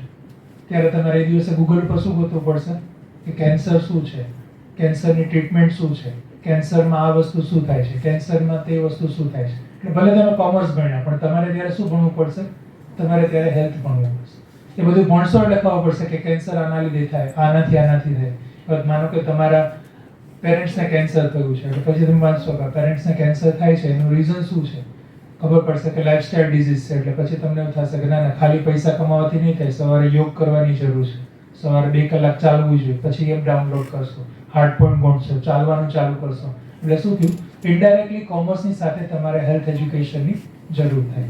એવી જ રીતે ફરી પાછા સીએ બન્યા, અમુક વખતે કંઈ થયું, તમારે કોઈ વખત એવો શોખ લાગ્યો મેન્ટલ અને તમે બહુ સ્ટ્રેસમાં આવી ગયા, જીએસટીના 5-6 નવા નિયમો બદલી ગયા અને સ્ટ્રેસની અંદર તમને પોતાને એટલું બધું સ્ટ્રેસ આવી ગયું કે તમારે સાયક્રેટિસ્ટ પાસે જવું પડ્યું. તો સાયક્રેટિસ્ટ પાછો કહેશે કે આના કરતાં તો તમે સ્પિરિચ્યુઅલ ડેવલપમેન્ટ કરો, થોડા ભગવાનના ભજન કરો. એટલે વળી પાછું સીએના જો શેડ્યુલ છે એમાંથી થોડુંક કાઢીને ભજન કરવા જશો. બરાબર? એટલે શું થયું? તમારે સ્પિરિચ્યુઅલ ડેવલપમેન્ટમાં જરૂર પડી. તમારા છોકરા અને છોકરીઓનો ફેઝ આવશે. તમે તો તમારું કરિયર બનાવી દીધું પણ ત્યારે તમારે સર્વ કરવું પડશે ને કે તમારા છોકરાને શેમાં ભણાવવાનું. હવે તમે આખી જિંદગી ખાલી જમા અને ઉધાર કરેલા હશે તો તમને ખબર જ નહીં હોય કે અત્યારે માર્કેટમાં કોની વેલ્યુ વધારે છે, કે અત્યારે ડેટા સાયન્સ ચાલે છે, ફેક્ટોરિયલ સાયન્સ ચાલે છે, કે તમારે કયા ફિલ્ડમાં જશો તો તમને વધારે સારું થશે. ફાર્મ ડી જેવી ડિગ્રી છે કે જે કામમાં આવે છે, કયા કન્ટ્રીમાં કેટલી ફીસ છે. એટલે તમારે ફરી પાછું શું ભણવું પડશે? એજ્યુકેશન ભણવું પડશે. એટલે તમારો જે ગ્રોથ છે એ ગ્રોથ ફક્ત પૈસાના આધારે એક ડિસિપ્લિનમાં નથી, પણ તમારે હોલિસ્ટિક ડેવલપમેન્ટ કરવું પડે. એટલે અત્યારનો સિલેબસ છે એવી રીતે બનાવવાનો એ લોકો પ્રયત્ન કરે છે કે તમારા સિલેબસ છે 2-3 પાર્ટમાં હશે. એક કોર પાર્ટ હશે કે જે તમારે ફરજિયાત ભણવાનો છે. બીજો પાર્ટ એ છે કે ડિસિપ્લિન સ્પેસિફિક ઇલેક્ટિવ, માનો કે તમારે બીકોમના પેપર છે તો બીકોમ રિલેટેડ પેપર્સ આવશે. ત્રીજો પાર્ટ તમારે જે એડ કરવામાં આવશે એ આવશે તમારા સ્કિલ ડેવલપમેન્ટ કોર્સિસ. અને આ સ્કિલ ડેવલપમેન્ટ કોર્સિસ છે એ એક્રોસ ધી ડિસિપ્લિન તમે લઈ શકશો. માનો કે તમે બીકોમ ભણો છો અને તમારે યોગા શીખવું છે તો તમે યોગા કરી શકશો, તમારે મ્યુઝિક શીખવું છે તો તમે મ્યુઝિક કરી શકશો. એટલે શું થશે, તમે જ્યારે ભણતા હશો ત્યારે તમે એની સાથે જ તમારું હોલિસ્ટિક ડેવલપમેન્ટ છે સેટ કરી શકશો. એટલે આ રીતે આખો ઇન્સ્ટિટ્યૂટને તમારે હોલિસ્ટિક ડેવલપમેન્ટ માટે લઈ જવાનું છે. અને આની સાથે જ ઇન્સ્ટિટ્યૂટમાં ડેવલપમેન્ટ કરવા માટે શું જરૂર પડશે, અત્યારે ઇમિડિયેટલી માનો કે જેમ આપણે વીસી સાહેબે કીધું ને જેમ કે આપણે ઘણા બધા કોર્સ ચાલુ કરી દીધા. અમારે જ માઇક્રોબાયોલોજીમાં જ મેં ચાલુ કરાવ્યા મૂકના કોર્સિસ, બીજા 7 જાતના 7 છોકરાઓએ કોર્સ બી લઈ લીધા. અને હવે 15 દિવસથી અમે પૂછે મળીએ છીએ કે એની એક્ઝામ કેમ લેવી. પરીક્ષા વિભાગમાં જઈએ તો કવા 7ના પેપર કોણ કાઢશે. હવે 7માં એક પેપર લખેલું હોય કોમ્યુનિકેશન સ્કિલ, તો એ માઇક્રો વાળાને તો ના આવડે ને, વળી પાછું ઇંગ્લિશ વાળાને પકડશે. પછી કોઈ કે યોગા લીધું હશે તો કોઈને યોગાને લેવું પડશે. એટલે અત્યારે શું નીડ છે કે ઇમ્પ્લિમેન્ટ કરી દઈએ છીએ પણ આપણી પાસે એવા મલ્ટીડિસિપ્લિનરી ટીચર્સ બી નથી કે જે આ બધી ચેલેન્જને એક્સેપ્ટ કરે. એટલે એઝ અ સ્ટુડન્ટ તમારા માટે અત્યારે ગોલ્ડન ટાઈમ છે કે તમે જે ભણો છો એમાં તમે આવા જુદા જુદા કોર્સિસ લો અને તમારો સિલેબસ તમે એવી રીતે ડિઝાઇન કરો જાતે કે તમે જ્યારે ગ્રેજ્યુએટ અને પોસ્ટ ગ્રેજ્યુએટ થઈને નીકળો ત્યારે તમને આ બધી વસ્તુઓ થોડી થોડી આવડતી હોય. અને તમે જો ટીચર બનો તો તમે કહી શકો કે હું યોગાનું પેપર કાઢી દઉં અને હું એક ગીતે ગાઈ દઉં અને હું તમને ચિત્રે દોરી દઉં, જે તમારો રસ હોય. એવું જરૂરી નથી કે બધી જ વસ્તુ આવડે, પણ એટલીસ્ટ તમારા કોર સ્કિલની સાથે તમે આવી એસેસરી સ્કિલ છે ડેવલપ. એટલે આ રીતે આખી વસ્તુને ડેવલપમેન્ટ કરવાનો થાય છે. અને એની સાથે જે છે એ મલ્ટી પોઈન્ટ એન્ટ્રી અને એક્ઝિટ જે આપણી યુનિવર્સિટીમાં ઓલરેડી એસ્ટાબ્લિશ થઈ ગયું છે કે તમે ફર્સ્ટ યર પૂરું કરો તો તમને સર્ટિફિકેટ કોર્સ, સેકન્ડ યર કરો તો તમને ડિપ્લોમા અને થર્ડ યર કરો તો તમને ડિગ્રી કોર્સ આવે. બરાબર? એટલે આ રીતે જ્યારે માનો કે કોઈ 1 વર્ષ કરીને કોઈ માણસ મૂકી દે છે ભણવાનું તો એને ડિગ્રી મળે. આ સેમ વસ્તુ અત્યારે આપણી પાસે બહુ કોમનલી અવેલેબલ હતી ઇગ્નોમાં. ફોર એક્ઝામ્પલ ઇગ્નો છે Indira Gandhi open national university, તો એ યુનિવર્સિટીમાં પણ તમે જોઈન થઈ શકો છો. મેં પોતે મને શોખ હતો ભણવાનો એટલે મેં MBA જોઈન કર્યું હતું. MBAના 21 પેપર આવે અને 6 વર્ષમાં 21 પેપર પૂરા કરવાના હતા. મારાથી એની 21 પેપર પૂરા ના થયા. જો હું નોર્મલ જગ્યાએ તો શું થાત, મને કોઈ ડિગ્રી ના મળે. પણ એની જગ્યાએ MBAમાં એવું હતું કે હું અમુક કોર પેપર અને બીજા 5-6 પેપર એડ કરું અને એટલા હું પાસ કરું તો મને ડિપ્લોમાની ડિગ્રી મળે. એટલે અત્યારે મારી પાસે ડિપ્લોમા ઇન મેનેજમેન્ટની ડિગ્રી છે. MBA એટલા માટે નથી કે 2 પેપર હું નથી ભણેલું. એટલે એવી જ રીતે તમારી પરિસ્થિતિની અનુકૂળતા પ્રમાણે તમે જ્યારે પણ ચાહો ત્યારે તમે એજ્યુકેશન લઈ શકો, એજ્યુકેશનમાંથી બહાર નીકળી શકો અને ફરી પાછું એજ્યુકેશનમાં એન્ટર થઈ શકો. એટલે એ ટાઈપની આખી વ્યવસ્થા છે એ ડેવલપ કરવાની છે. અને એની સાથે ચોઇસ બેઝ ક્રેડિટ સિસ્ટમ જે આપણે ઓલરેડી કીધી એનો પાર્ટ છે. એટલે એઝ અ સ્ટુડન્ટ તમારો રોલ અત્યારે અહીંયા એવો રહે છે કે તમને જ્યારે ચોઇસ આપવામાં આવે છે ત્યારે ચોઇસ તમે એવી લો કે જેનાથી તમારામાં આ બધા કેરેક્ટરિસ્ટિક્સ છે એ ડેવલપ થાય. મોટે ભાગે ફોરેનની યુનિવર્સિટીમાં તમે જાઓ તો એ જગ્યાએ યુનિવર્સિટીમાં બહાર બોર્ડ મારેલું હોય ગ્રેજ્યુએટ એટ્રીબ્યુટ્સ. ગ્રેજ્યુએટ એટ્રીબ્યુટ્સ એટલે શું કે તમે ગ્રેજ્યુએટ હો ત્યારે તમારા ગ્રેજ્યુએટને આટલા કેરેક્ટરિસ્ટિક્સ અથવા તો આપણે ગુજરાતીમાં કહીએ તો આટલા લક્ષણો હોવા જોઈએ. એ લક્ષણો એ લોકો લખે કે કોઈ બી ગ્રેજ્યુએટ હોય એને કમસે કમ આટલી રાઇટિંગ સ્કિલ હોવી જોઈએ, આટલી એનામાં પ્રેઝન્ટેશન સ્કિલ હોવી જોઈએ, આટલો એન્ટરપ્રિન્યોર નેચર હોવો જોઈએ, એ ઇથિકલ હોવો જોઈએ, મોરલ હોવો જોઈએ, વોટ્સએવર જે 15, 20, 25 જાતના કેરેક્ટર્સ લખે. પછી તમને જે કોર્સ આપેલા હોય એ દરેક કોર્સની અંદર કોર્સ આઉટકમ લખેલા હશે. હવે ધીમે ધીમે તમે સિલેબસ જોશો તો હમણાં બધામાં જ કોર્સ આઉટકમ લખેલા હોય. એટલે એના ઉપરથી દરેક વિદ્યાર્થીએ પોતાની મેટ્રિક્સ બનાવવાની છે કે મારે જો ગ્રેજ્યુએટ થવું છે તો મારે આટલા ગ્રેજ્યુએટના એટ્રીબ્યુટ્સ મારામાં હોવા જોઈએ. તો એ એટ્રીબ્યુટ્સ વાળો કોર્સ કયો છે? ફોર એક્ઝામ્પલ તમે બીકોમની ડિગ્રી લો છો અને એન્ટરપ્રિન્યોર એક સ્કિલ છે જે તમારામાં હોવી જોઈએ, તો તમારે એવો કોર્સ ગોતવો પડે કે જેની અંદર એન્ટરપ્રિન્યોર હોય. બરાબર? હવે માનો કે એમાં તમે એમ રાખો કે ડિજિટલ લિટરસી તમારામાં હોવી જોઈએ. તમારા આખા સિલેબસમાં ડિજિટલ લિટરસી કોઈ જગ્યાએ નથી. પૂરું કરીને તમે બહુ સારી રીતે જમા ઉધાર કરીને લખતા આવડી ગયું, વહી ખાતા લખતા આવડી ગયા, અને જ્યારે માર્કેટમાં જશો ત્યારે શું થશે? સામે તો ટેલી હશે, તો ટેલીમાં ફરી પાછું ખબર જ નહીં પડે, એની જમા ઉધાર આનાથી ઊંધી થશે. બરાબર? એટલે એ જે વસ્તુઓ છે એ નડે એના માટે તમારે શું કરવું પડે કે તમે જ્યારે ભણતા હો ત્યારે તમારે એના રિસન્ટ ટ્રેન્ડ સાથે તમારે એને ચેન્જ કરવું પડે. એટલે તમે સિલેબસમાં જે ચોઇસ કરો છો એ ચોઇસ તમે એવી ફ્યુચરિસ્ટિક કરી શકો કે જે ચોઇસથી તમે ફ્યુચરમાં બી એને આગળ લઈ જશો. એટલે holistic development as a student તમે અત્યારે કઈ રીતે કરી શકો છો કે તમે એવા ડાયવર્સિફાઈડ સિલેબસ અને ડાયવર્સિફાઈડ કોર્सेस તમારી સાથે ઇન્ક્લુડ કરો. આને કેવી રીતે કરવું, યુનિવર્સિટીએ શું કરવું એનું આખું ડિસ્ક્રિપ્શન આપેલું છે. એની અંદર આપણે બહુ જતા નથી કેમ કે તમારો રોલ નથી, એ યુનિવર્સિટી અને સ્ટેટ ગવર્મેન્ટનો રોલ છે. પણ લગભગ તમે લોકો જ્યારે પોસ્ટ ગ્રેજ્યુએશનમાં હશો ત્યારે આ માળખું બની ગયેલું હશે અને તમે જો ફરી પાછા કેરિયરમાં આવશો તો તમારે આ વસ્તુઓ ફરજિયાત ઇમ્પ્લિમેન્ટ કરવાની હશે.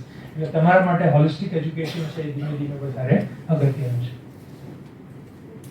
એની સાથે એ લોકોએ કીધેલું છે કે એકેડેમિક બેંક ઓફ ક્રેડિટ હમણાં જ ગયું એબીસી જે પણ ચાલુ થઈ ગયું છે. એકેડેમિક બેંક ઓફ ક્રેડિટ કેવું છે, નોર્મલી આપણે બેંકમાં શું કરીએ છીએ, પૈસા ભેગા થાય એટલે બેંકમાં રાખીએ, જરૂર હોય ત્યારે ઉપાડીએ, બાકી ત્યાં પડ્યા રહે.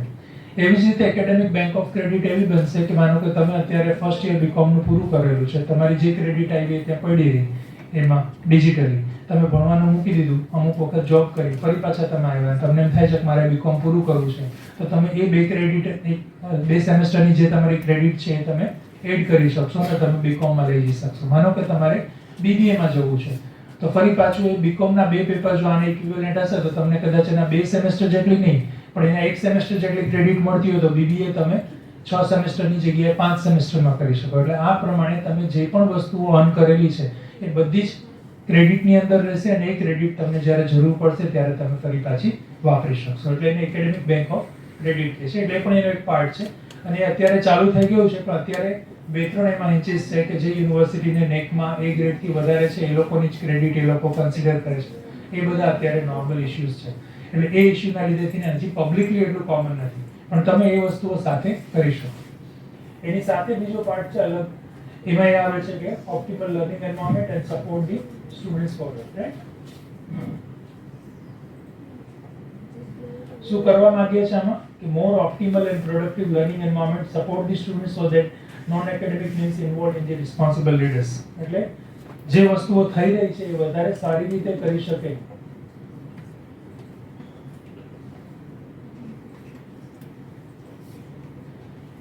એ માટે provide a holistic quality education experience to the student and increase the access to the quality education through online digital learning and enhance the internationalization and increase access to the quality education through the financial support.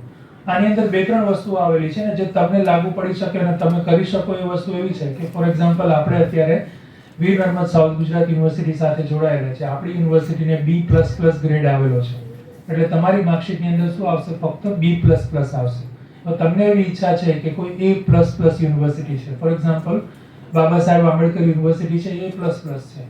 અત્યાર સુધી એવું હતું કે તમે જ્યારે ભણતા હો ત્યારે તમે બીજો કોર્સ ના કરી શકો.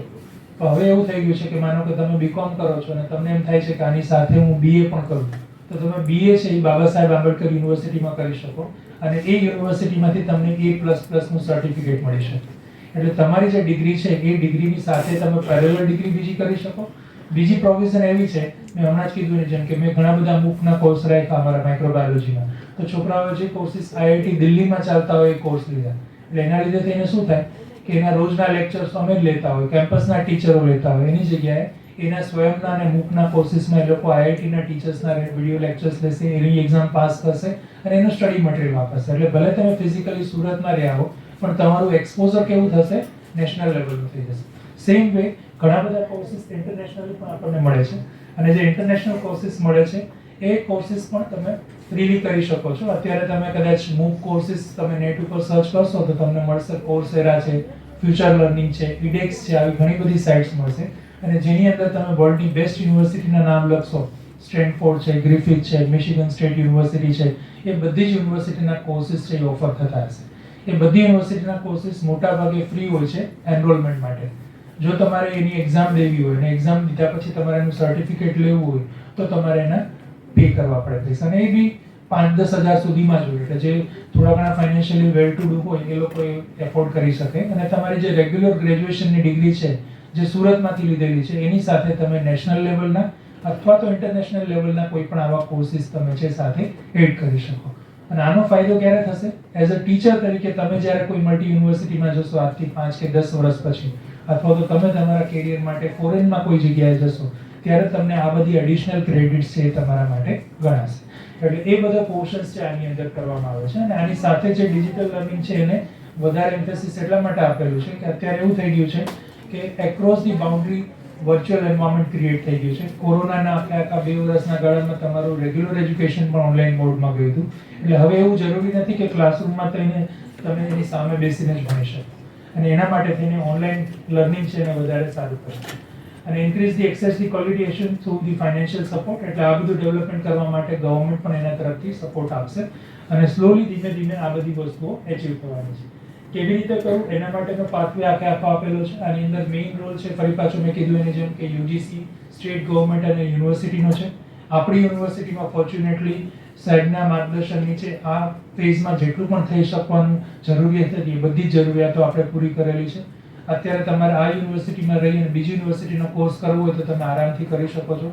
બીજી યુનિવર્સિટીમાં તમે એડમિશન લેવા જશો તો તમને માઇગ્રેશન માંગશે. માઇગ્રેશન બહારથી કોઈ આવ્યા હશે તો આપણે ત્યાંથી માઇગ્રેશન આપવાનું બંધ કરી દીધું છે. આપણે સર્ક્યુલર જ કરી દીધો છે કે આપણી યુનિવર્સિટીના સ્ટુડન્ટ બીજી કોઈ પણ યુનિવર્સિટીમાં ભણી શકે. એટલે તમે અત્યારે આ કોર્સની સાથે સાથે તમને ગમતા વિષયની, તમને ગમતા યુનિવર્સિટીની જો ઓનલાઈન એજ્યુકેશન સિસ્ટમ અવેલેબલ હોય તો તમે એમાં એનરોલ થઈ શકો છો. એ પણ પ્રોવિઝન છે કે તમે કોઈ થોડા પાર્ટ માટે પણ જઈ શકો. પ્રેક્ટિકલી અત્યારે એટલું પૂરું નથી થયું, પણ ફ્યુચરમાં એ પણ વસ્તુ ધીમે ધીમે થશે. એટલે એના માટે જે રેગ્યુલેટરી રિફોર્મ્સ કરવાના છે, રેગ્યુલેટરી રિફોર્મ્સ આપણી યુનિવર્સિટીમાં કરેલા છે, અને ધીમે ધીમે બીજી યુનિવર્સિટીની અંદર પણ કરવામાં આવશે. એના પછી એની 13 ક્લોઝ છે મોટિવેટેડ, એનર્જાઇઝ અને કેપેબલ ફેકલ્ટીઝ. કેમ કે આમાં જે વસ્તુ આપણે કીધી આ બધી વસ્તુઓ અંતે ઇમ્પ્લિમેન્ટ કોને કરવાની છે? કહેવાય ભલે કે યુજીસી આ કરવાનું છે, રાજ્ય સરકારે આ કરવાનું છે, શિક્ષણ મંત્રી આ કરવાનું છે, પણ અંતે તો સૌથી છેલ્લે તો કોને કરવાનું છે? ક્લાસમાં જઈને ક્લાસરૂમમાં ટીચરે જ આ વસ્તુ કરવાની છે.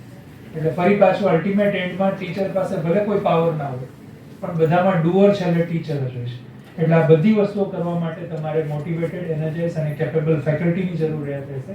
અને એના માટે થઈ અને ધીમે ધીમે યુનિવર્સિટી સિસ્ટમની અંદર બેલેન્સ ડેવલપ કરવાની ટ્રાય કરવામાં આવે છે. અને હવે ધીમે ધીમે તમને એટલું બધું લાગુ નહીં પડે, પણ એવા બધા ફેકલ્ટી ડેવલપમેન્ટ પ્રોગ્રામ્સ હવે આપવામાં આવે છે કે જે ફેકલ્ટી ડેવલપમેન્ટ પ્રોગ્રામને લઈ અને તમે ન્યૂ એજ્યુકેશન પોલિસી અથવા તો નેશનલ એજ્યુકેશન પોલિસીને અનુરૂપ ટીચિંગ કેવી રીતે ચેન્જ કરી શકાય, મેથોડોલોજી ભણવાની કેવી રીતે ચેન્જ કરી શકાય, એને તમે ચેન્જ કરી શકો. અત્યારે જે આપણી મેથોડોલોજી ભણવાની છે એ બેઝિકલી 3 રીતે ભણાય. સૌથી પહેલું કહેવાય છે પ્રીચિંગ. પ્રીચિંગ એટલે ધર્મગુરુ ઉભા રહે એમ કે દિવસ છે તો દિવસ, રાત છે તો રાત, એ પ્રીચિંગ. બીજું આવે છે ટીચિંગ, જે નોર્મલી આપણે કરીએ છીએ. અત્યારે હું બોલું છું, તમે સાંભળો છો, તમે માની લો છો હું કહું છું એ સાચું છે, એ ટીચિંગ છે. ત્રીજો પાર્ટ કેવો છે? લર્નિંગ. મેં જે કીધી વસ્તુ એ તમને સાચી ન લાગે તો તમે ગૂગલમાં જોઈ અથવા તો તમે તમારા રિસોર્સિસમાંથી જોઈને જાતે શીખવાનો પ્રયત્ન કરો, એને કહેવામાં આવે છે લર્નિંગ. આ 3 મોડ છે જેની ઉપર આખી લર્નિંગ સિસ્ટમ છે બનેલી છે. અને અત્યારે આપણી જે આખી ભણાવવાની મેથોડોલોજી છે એ ભણાવવાની મેથોડોલોજી અત્યાર સુધી ટ્રેડિશનલ હતી, અને હવે અત્યારે જે આવે છે એમાં નવી મેથોડોલોજી આવે છે, બ્લૂમ્સ ટેક્ઝોનોમી આવે છે, ફ્લિપ ક્લાસરૂમ આવે છે. અને આ બધી વસ્તુઓ ધીમે ધીમે તમારા ટીચર્સને પહેલા શીખવાડવાની જરૂર છે. અને જો ટીચર શીખશે તો જ એ તમને શીખવાડી શકશે. માનો કે બ્લૂમ્સ ટેક્ઝોનોમીનું સિમ્પલ એક્ઝામ્પલ આપું કે બ્લૂમ્સ ટેક્ઝોનોમી છે એ કન્સેપ્ટ ભલે ગમે એવો હોય, તો આપણે સામાન્ય રીતે સમજવાનો પ્રયત્ન કરીએ કે તમે બધા જ ભણ્યા હશો ભૂગોળ, શરૂઆતમાં ભણ્યા હશો ને ભૂગોળમાં, એમાં આવે અક્ષાંશ અને રેખાંશ આવે. માનો કે તમે કાલ સવારે બીએડ કરો છો અને તમે ભણાવવા જાવ છો, અક્ષાંશ અને રેખાંશ તમારે ભણાવવા છે, તો શું થશે?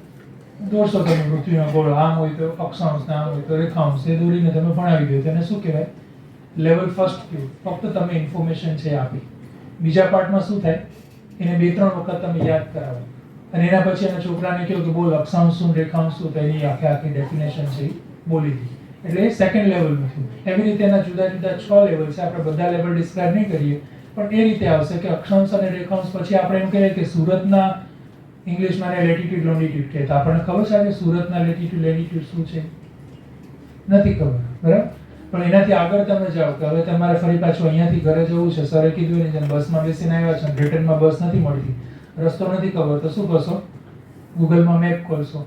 મેપ ખોલશો, એની અંદર સીધું તમે અમરોલી કોલેજ લખશો એટલે એના લેટિટ્યુડ લેટિટ્યુડ આવી જાય.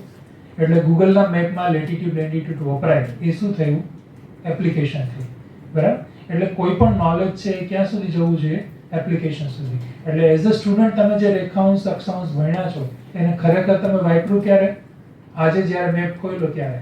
અને તમને ત્યારે ખબર નહીં હોય કે અત્યારે રસ્તો કોના બેઝ ઉપર દેખાડ્યો છે? અક્ષાંશ રેખાંશ.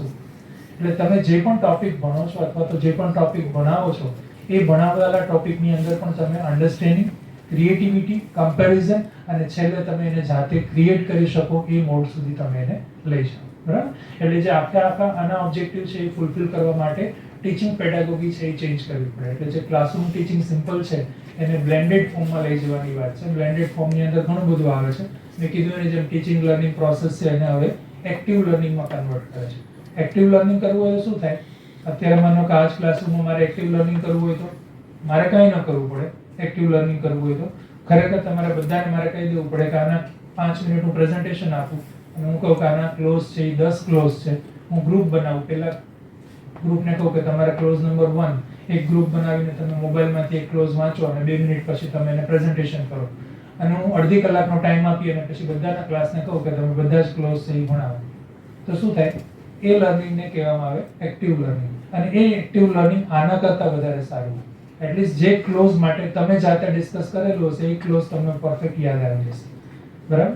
અને એમાં તમારું પોતાનું ઇન્વોલ્વમેન્ટ હોય. એટલે આ ટાઈપનું ટીચિંગ છે ધીમે ધીમે કરવાની વાત આમાં કરવામાં આવે છે. પણ અત્યારે આપણા ક્લાસરૂમ્સ મોટા છે, આપણી ફિઝિકલ લિમિટેશન્સ છે, એના લીધે થઈને બધા જ ને આપણે એક્ટિવ લર્નિંગમાં કન્વર્ટ કરી નથી શકતા.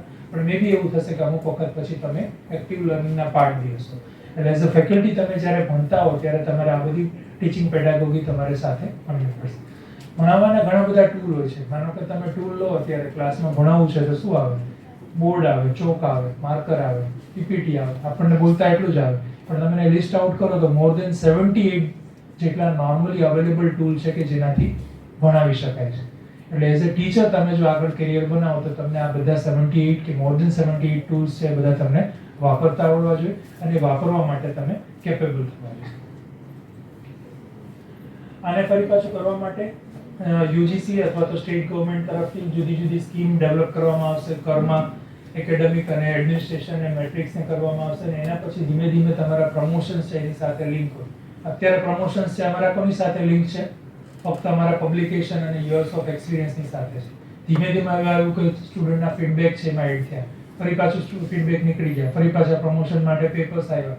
ફરી પાછા પ્રમોશનમાંથી પેપર્સ નીકળી ગયા. આવું ઘણું બધું ડેવલપમેન્ટ થતું રહે છે. અને ફ્યુચરમાં બી ડેવલપમેન્ટ હવે ધીમે ધીમે એવું થશે કે તમે પેડાગોગીમાં કેટલા ચેન્જીસ કરેલા છે, તમે કોઈ નવી પેડાગોગી તમે કરી છે કે નહીં, તમે ધીમે ધીમે પોતાનું કોઈ મૂકનું એન્વાયરમેન્ટ અથવા તો કોઈ ડિજિટલ મટીરિયલ બનાવેલું છે કે નહીં, એની ઉપર પ્રમોશન આવશે. એટલે ફ્યુચરમાં જો તમારે પ્રમોશન લેવું હશે, અત્યારે અમારા બધાના જો સિલેબસ અમારા બધાના એપીઆઈ કે એકેડેમિક પરફોર્મન્સ ઇન્ડિકેટર્સ તો મોટા ભાગના મૂકમાં 0 હશે, સિવાય કે ભાવેશભાઈ વણકરિયા જેવા 2-4 જણા કે જેમણે મૂક ડેવલપ કરેલા છે.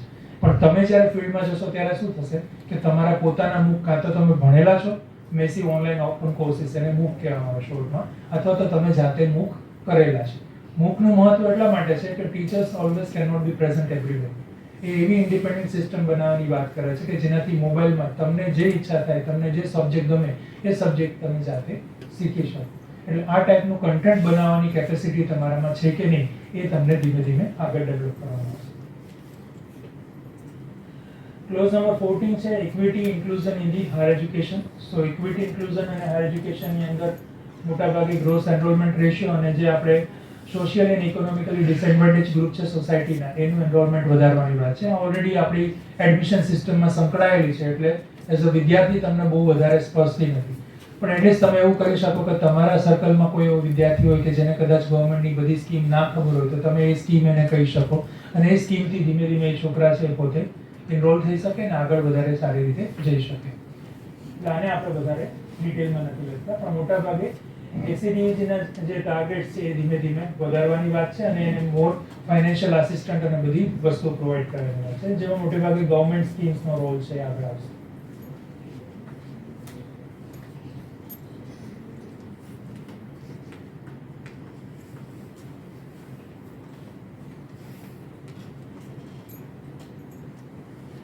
એના પછી 15 નંબરમાં આવે છે reimagining the vocational education. Vocational એજ્યુકેશનનો કન્સેપ્ટ છે હમણાં ધીમે ધીમે ડેવલપ થયો છે. વોકેશનલ એજ્યુકેશન એટલે તમે સુરતમાં એન્ટર થાઓ અહીંયાથી તો તમને આઈટીઆઈ જોવા મળે. ગમે એવું નાનું ગામ હોય તો એની અંદર પણ આઈટીઆઈ હોય. તો ITI is one kind of the vocational education કે જે ટ્રેડિશનલ એજ્યુકેશન આપણું ગ્રેજ્યુએશન ને ડિગ્રી છે એ નથી આપતા, પણ એ કોઈ પણ એને ટિપિકલી નામ આપવામાં આવે છે કે ટ્રેડ, કે ફક્ત વેલ્ડિંગ એક ટ્રેડ છે. તો એવો 12મું પાસ અથવા તો 10મું પાસ છોકરો હોય કે જેને બીજું કંઈ નથી આવડતું એન્જિનિયરિંગમાં, પણ એને ફક્ત વેલ્ડિંગ કરતા આવડે છે, તો વેલ્ડિંગનો ટ્રેડ પાસ કરી અને એની ડિગ્રી લઈને જાય. આવા ઘણા બધા વોકેશનલ ટ્રેનિંગના કોર્સિસ છે. અત્યારે કન્ડિશન એવી છે કે વોકેશનલ ટ્રેનિંગના કોર્સિસના છોકરાઓ નોર્મલ ગ્રેજ્યુએશનમાં બહુ ઓછા આવી શકે છે અને એનું કેરિયર છે એ એઝ અ ટેકનિશિયન તરીકે ત્યાં પૂરું થઈ જાય છે. હવે જે નેશનલ એજ્યુકેશન પોલિસી છે એમાં એ લોકો બંને વાત કરે છે કે નોર્મલ ગ્રેજ્યુએશનને બી તમે વોકેશનલની સાથે લિંક કરો અને વોકેશનલમાંથી પણ ફરી પાછી અહીંયા આવવાની તમે એને પ્રોવાઈડ કરો ઓપોર્ચ્યુનિટી. એટલે તમે જે ટેકનિકલ એજ્યુકેશન તમે જે ન લેતા હો એ એજ્યુકેશન પણ તમે સાથે લઈ શકો. એટલે વોકેશનલ એજ્યુકેશનને ધીમે ધીમે સાથે લેવાની વાત છે. એની સાથે જ ગવર્મેન્ટે યુજીસી થોડા વખત પહેલા વોકેશનલ કોર્સિસ ચાલુ કરેલા હતા અને એને બી વોક અને એમ વોક એવા નામ આપેલા હતા. અને મોટે ભાગે બધી યુનિવર્સિટીમાં મોટા ભાગે ચાલુ થયા હતા ફેશન ડિઝાઇનના કોર્સ. નોવાલિટી વાળો કોર્સ કયો હતો કે ફેશન ડિઝાઇનિંગ. ઘણા બધા શિવના મશીન લઈ લીધા અને ઘણી જગ્યાએ કોર્સ ચાલુ થઈ ગયા. પણ બી વોકનો કોર્સ કરીને થાય શું, કાં તો એ બુટીક ખોલે, પછી બુટીક ના ખોલે તો એને ગ્રેજ્યુએટ ના ગણે તો એ પાછી ગવર્મેન્ટની મામલતદારની એક્ઝામ ના દઈ શકે. એટલે ફરી પાછું એનું કેરિયર ત્યાં અટકી જાય. એટલે હવે ગવર્મેન્ટે ધીમે ધીમે એવા વોકેશનલ કોર્સિસને પણ ફરી પાછા નોર્મલ કોર્સિસની સાથે મર્જ કરવાની વાત કરેલી છે કે જેનાથી તમને નોર્મલ ગ્રેજ્યુએશનનો ફાયદો પણ મળી રહે. એટલે ધીમે ધીમે યુનિવર્સિટીઓ આવી બધી વોકેશનલ ઇન્સ્ટિટ્યૂટ છે એની સાથે ટાઈઅપ કરશે અને વધારે સારું ફિલ્ડમાં ચાલે એવી ટ્રેનિંગ છે આપવાની વાત. એના માટે પણ એન્ટ્રાય એટલે કે નોર્મલી યુનિવર્સિટી આઈઆઈટી સાથે જેવી રીતે કોલેબોરેશન કરે છે એવી રીતે આઈટીઆઈ સાથે પણ કોલેબોરેશન કરવું પડશે અને એવી જ રીતે ટેકનિકલ ઇન્સ્ટિટ્યૂટ છે બધા એની સાથે કરવાનું છે. પછી NEP 17 છે, that is for cultivating the academic research in the field through the National Research Foundation. અત્યારે માનો કે રિસર્ચ છે એ રિસર્ચ કરવા માટે એઝ અ ટીચર તરીકે અથવા તો એઝ અ રિસર્ચર તરીકે તમને ઘણી બધી જુદી જુદી ફંડિંગ એજન્સીમાંથી ફંડ મળે. ફોર એક્ઝામ્પલ ગુજરાતની અંદર આપણે જોઈએ તો ગુજરાતમાં ગુજરાત સ્ટેટ બાયોટેક મિશન આખે આપ્યું છે કે જે મોટે ભાગે બાયોટેકમાં રિસર્ચ કરીને ફંડ આપે. એવી રીતે તમે જાઓ ગુજકોસ્ટ તો એ તમને સાયન્સમાં રિસર્ચ કરવા માટે આપે. પણ ગુજરાતમાં એવું કોઈ ડાયરેક્ટ મિકેનિઝમ નથી કે જેનાથી તમને કોઈ આર્ટ્સમાં સંશોધન કરવું હોય તો પૈસા મળે અથવા તો કોમર્સમાં કરવું હોય તો સંશોધન એના માટે પૈસા મળે. એના માટે તમારે ફરી પાછું ICSSR કે બીજી બોડીમાં જવું અને દરેક બોડીના પોતાના ઓબ્જેક્ટિવ હોય અને એ ઓબ્જેક્ટિવ પ્રમાણે ફંડ રિલીઝ કરે. એટલે અત્યારે આપણી જે ફંડિંગ મિકેનિઝમ છે રિસર્ચ માટેનું એ ટોટલી સ્કેટર્ડ છે અને સ્કેટર્ડ છે એના લીધે થઈને ફંડિંગ વધારે સારી રીતે વપરાતું નથી અને એના આઉટપુટ આપણને મળતા નથી. એટલે આ પોલિસીમાં સજેસ્ટ કરવામાં આવેલું છે કે આ બધી જ ફંડિંગ એજન્સીઓ ભેગી થાય અને એને સાથે ભેગી કરીને નેશનલ રિસર્ચ ફાઉન્ડેશન બનાવવામાં આવે અને જે નેશનલ રિસર્ચ ફાઉન્ડેશન છે એ નેશનલ લેવલની પોલિસીને એપ્રોપ્રિએટ ગોલ નક્કી કરે અને એ ગોલ કરવા માટે જે પણ રિસર્ચની જરૂર હોય એ રિસર્ચ એક ડિસિપ્લિનમાં કે મલ્ટી ડિસિપ્લિનમાં વિદ્યાર્થીઓ અથવા તો સ્ટુડન્ટ્સ ને ટીચરો કરે એ માટે ફંડ પ્રોવાઈડ કરે અને ધીમે ધીમે તમારું કરેલું રિસર્ચ છે એ નેશન ડેવલપમેન્ટમાં કોઈ જગ્યાએ કામ આવે. એટલે એના માટે આખે આખું નેશનલ રિસર્ચ ફાઉન્ડેશન છે બનાવવાની ટ્રાય કરવામાં આવે છે. અને હવે એવું છે કે તમે જે રિસર્ચ કરો છો, અમે જ્યારે રિસર્ચ કરતા ત્યારે અમે લાઇબ્રેરીમાં જતા, લાઇબ્રેરીમાં જોઈને ઇન્ટરનેશનલી જે સારો પ્રોજેક્ટ લાગે ગોતતા અને એમાં અમે રિસર્ચ કરતા. માનો કે મેં જ્યારે મારું MSc ચાલુ થયું ત્યારે મને ગમ્યો એ ટોપિક મેં લીધો, હેલો આલ્કલોફાઇલ્સ. તમને કદાચ નવો લાગે પણ એ ટોપિક મને ગમ્યો મેં લઈ લીધો, મેં PhD પૂરું કરી દીધું, મારું કેરિયર બની ગયું. પણ ખરેખર હું જોવા જાઉં કે હેલો આલ્કલોફાઇલ્સ ઉપર મારે ગવર્મેન્ટમાંથી અત્યારે પૈસા લેવા છે તો ગવર્મેન્ટના સાયન્સ એન્ડ ટેકનોલોજીના જે સેક્રેટરી છે એને હેલો આલ્કલોફાઇલ્સ વર્ડની ખબર ના હોય. એનો ગમે એટલો સારો રિસર્ચર હોય તો પણ એ મને 1 રૂપિયો આપવા તૈયાર નથી. એની સામે ગવર્મેન્ટને શું જરૂર છે? તો ગવર્મેન્ટને જ્યારે કોવિડ આવ્યો ત્યારે એને કોવિડની વેક્સિનની જરૂર હતી, લંપી વાયરસ આવ્યો ત્યારે એને લંપી વાયરસની વેક્સિનની જરૂર હતી, મોરબીનો પુલ તૂટ્યો તો એને પુલના સસ્પેન્શન છે એની ટકાઉ કેવી રીતે બને છે એની જરૂર છે. એવી રીતે ફાઇનાન્શિયલ ક્રાઇસિસ થાય છે તો એને ફાઇનાન્શિયલ એડવાઇઝરની જરૂર છે. એટલે ગવર્મેન્ટની નીડ છે સોસાયટીની નીડ પ્રમાણે ચેન્જ થતી હોય. એટલે ગવર્મેન્ટને શેમાં રિસર્ચ જોશે? એમાં રિસર્ચ જોશે કે જે ગવર્મેન્ટના પ્રોબ્લેમ છે. એટલે તમારે તમારું રિસર્ચ કેમાં કરવું પડશે? કન્વર્ટ ગવર્મેન્ટની પોલિસીમાં. એટલે અત્યારથી તમે જ્યારે ડેઝર્ટેશન માસ્ટર્સમાં કરો અથવા તો તમે PhDમાં એનરોલ થાવ ત્યારે તમે લાઇબ્રેરીમાં જતા પહેલા તમારે ક્યાં જવાની જરૂર છે? ગવર્મેન્ટની વેબસાઇટમાં, ગવર્મેન્ટની પોલિસીસમાં, ગવર્મેન્ટના ફ્યુચર પ્લાનમાં. અને તમને એવું દેખાય કે 5 વર્ષ પછી ગવર્મેન્ટ આ વસ્તુઓ કરી શકે છે તો એ વસ્તુમાં જો તમે રિસર્ચ કરશો તો તમે એક ટ્રેન્ડને પેરેલલ હશો અને ફ્યુચરમાં તમે જ્યારે માર્કેટમાં જશો ત્યારે તમારી વેલ્યુ એનાથી વધારે સારી થશે. એટલે એક પાર્ટ તો એ છે કે તમે તમારું રિસર્ચ છે એને ડેવલપ કરો.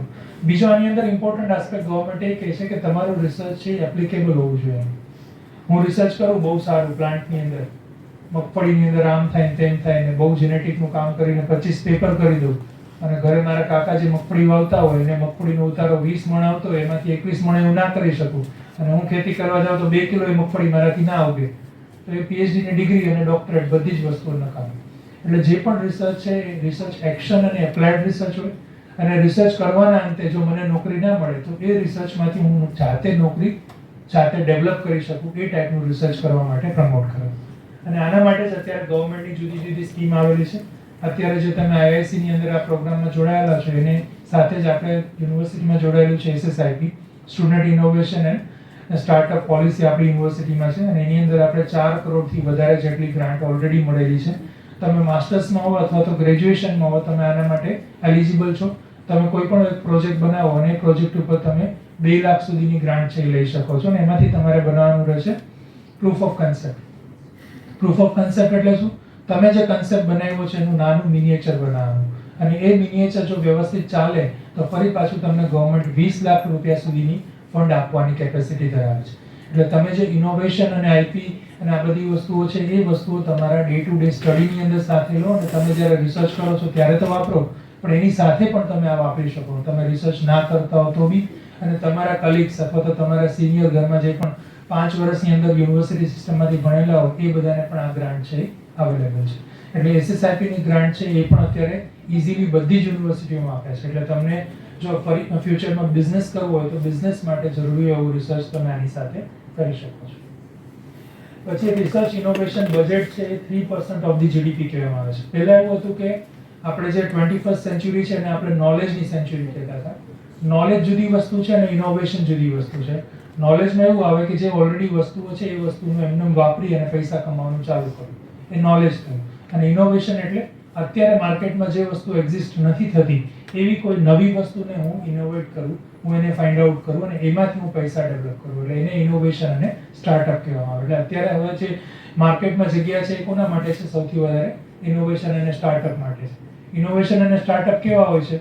તમે બહુ કોમનલી બધા સાંભળ્યા હશે કે ઓયો. ઓયો શેનું છે? હોટલ બુકિંગ એપ છે ને. પણ ઓયો એવી એક કંપની છે કે જેની પોતાની પાસે એક રૂમ બી નથી, પોતાની એક હોટલ બી નથી, અને તો બી એ ગામની હોટલમાંથી પૈસા બનાવે છે. એટલે એ કન્સેપ્ટ કેવો થયો? ઇનોવેટિવ થયો ને. ઝોમેટો છે એની પોતાની કોઈ રેસ્ટોરન્ટ જ નથી, એ ગામની રેસ્ટોરન્ટના માલ અહીંયાથી અહીંયા ત્યાં ડિલિવરી બોય રાખી અને આખો બિઝનેસ સેટઅપ કરી દીધો. એટલે એને ઇનોવેશન અથવા તો સ્ટાર્ટઅપ કહેવાય. એટલે તમે તમારા સ્ટડીઝની સાથે આ બધી વસ્તુઓને ધીમે ધીમે લો. આ એના જ ઓબ્જેક્ટિવ છે. આપણે એ જ વસ્તુઓ નોર્મલી ડિસ્કશનમાં લઈએ છીએ, એટલે આપણે એને આગળ મૂકી લઈ જતા. પછી એનઈપી 18 ની અંદર આવે છે transforming the regulatory system in the higher education. આની અંદર પણ ફરી પાછું મોટાભાગે રોલ છે એજ્યુકેશન સિસ્ટમ્સનો એવો આવે છે. એઝ અ ઇન્ટરવ્યુમાં તમે કોઈ જગ્યાએ જાઓ તો તમને પૂછે અત્યારે આપણી યુનિવર્સિટી છે કેવી રીતે ચાલે. આપણી યુનિવર્સિટીમાં સેનેટ હોય, સેનેટની અંદર 100 થી વધારે જુદા જુદા મેમ્બર્સ હોય. સેનેટની નીચે સિન્ડિકેટ આવે, સિન્ડિકેટની નીચે બધી બોડીઓ આવે, એકેડેમિક કાઉન્સિલ આવે, ફાઇનાન્શિયલ બોર્ડ આવે, અને બધા જુદી જુદી બોડી આવે, અને એ બધી બોડી કામ કરીને આખું કરે, અને આખી યુનિવર્સિટીનો ગવર્નન્સ છે એ સિન્ડિકેટથી થાય. સિન્ડિકેટ ફરી પાછા ઇલેક્ટેડ મેમ્બર હોય, નોમિનેટેડ મેમ્બર હોય, સોસાયટીના મેમ્બર્સ હોય, એ રીતે યુનિવર્સિટી ચાલે છે. હવે યુનિવર્સિટીને કહેવામાં આવે છે કે હવે એને બોર્ડ ઓફ ગવર્નન્સની અંદર કન્ડક્ટ. અને જેવી રીતે તમે કોર્પોરેટ કંપનીઝની અંદર જાઓ તો એની અંદર એક એમડી હોય અને ગવર્નિંગ બોડી હોય કે જે આખી કોર્પોરેટ કંપનીને ચલાવે. એવી જ રીતે ફ્યુચરમાં બોર્ડ ઓફ ગવર્નન્સ આવશે, અને બોર્ડ ઓફ ગવર્નન્સથી આખી યુનિવર્સિટી છે એડમિનિસ્ટ્રેશન થશે. એટલે ધીમે ધીમે આનું ટ્રાન્સફોર્મેશન છે એ તરફ જઈ રહ્યું છે. એઝ અ સ્ટુડન્ટ તરીકે આપણે એને બહુ વધારે ટચ નથી કરતા, એટલે આપણે એને જવા દઈએ છીએ.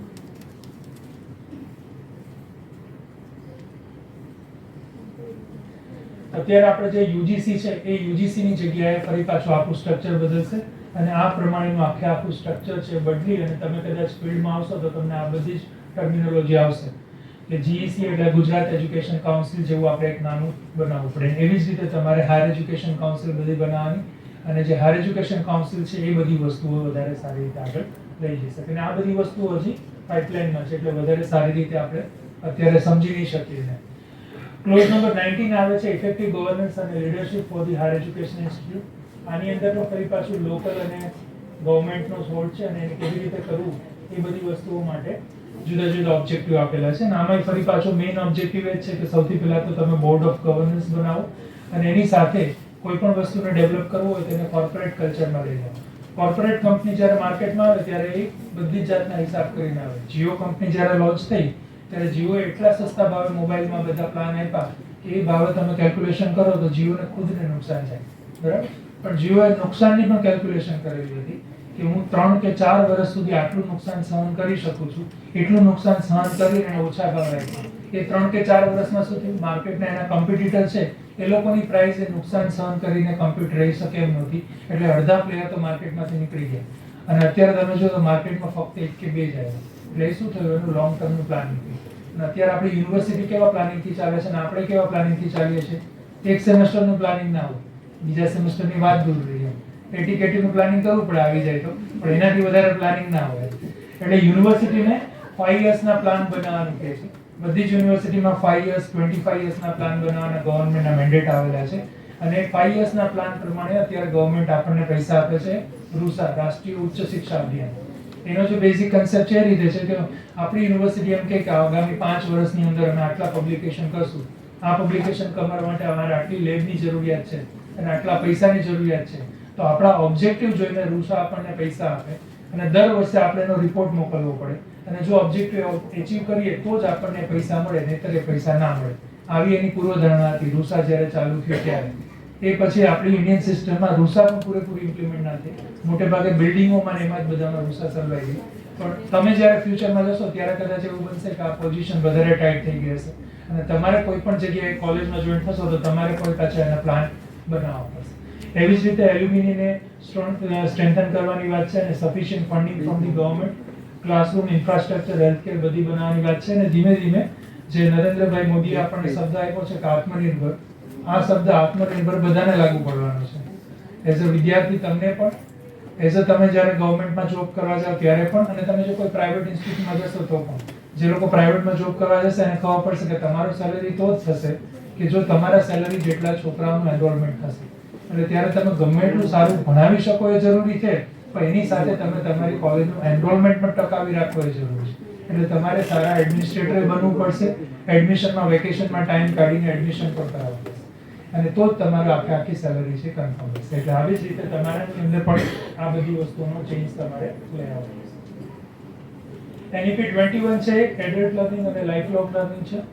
મોટે ભાગે સાહેબે હમણાં વાત કરી આપણને વીસી સાહેબે કે 65ની સાલથી આપણી યુનિવર્સિટી ચાલે છે, તો એ પછી પણ અત્યારે જે પણ એડલ્ટ લર્નિંગ છે એનો પણ ફેઝ ધીમે ધીમે આવી જાય છે. કે પહેલાના વખતમાં એવું થતું કે 35 વર્ષ પછી કંઈ ભણવા ના જોઈએ, પણ હવે એવું બને છે કે માણસ 60 વર્ષે પણ PhD કરવા જોઈન થાય છે અને 65 વર્ષે પણ ડિગ્રી લે છે. એટલે એ ટાઈપનું લર્નિંગ છે એને શું કહેવામાં આવે, એડલ્ટ લર્નિંગ કહેવામાં આવે. એટલે એડલ્ટ લર્નિંગના કોર્સિસ છે એ પણ ધીમે ધીમે વધારવાની વાત છે ને એની સાથે સાથે આના માટેનું પણ ઇન્ફ્રાસ્ટ્રક્ચર બનાવવાનું છે. અને આના માટે mainly adult education curriculum framework AEC બનાવવાની વાત છે. આપણી યુનિવર્સિટીમાં આપણે MA in Hindu studies start કર્યું છે. એવી જ રીતે બીજી બધી જગ્યાએ ભીસ્મા સ્કૂલ ઓફ ઇન્ડિક્સ GTUમાં ચાલુ થયું.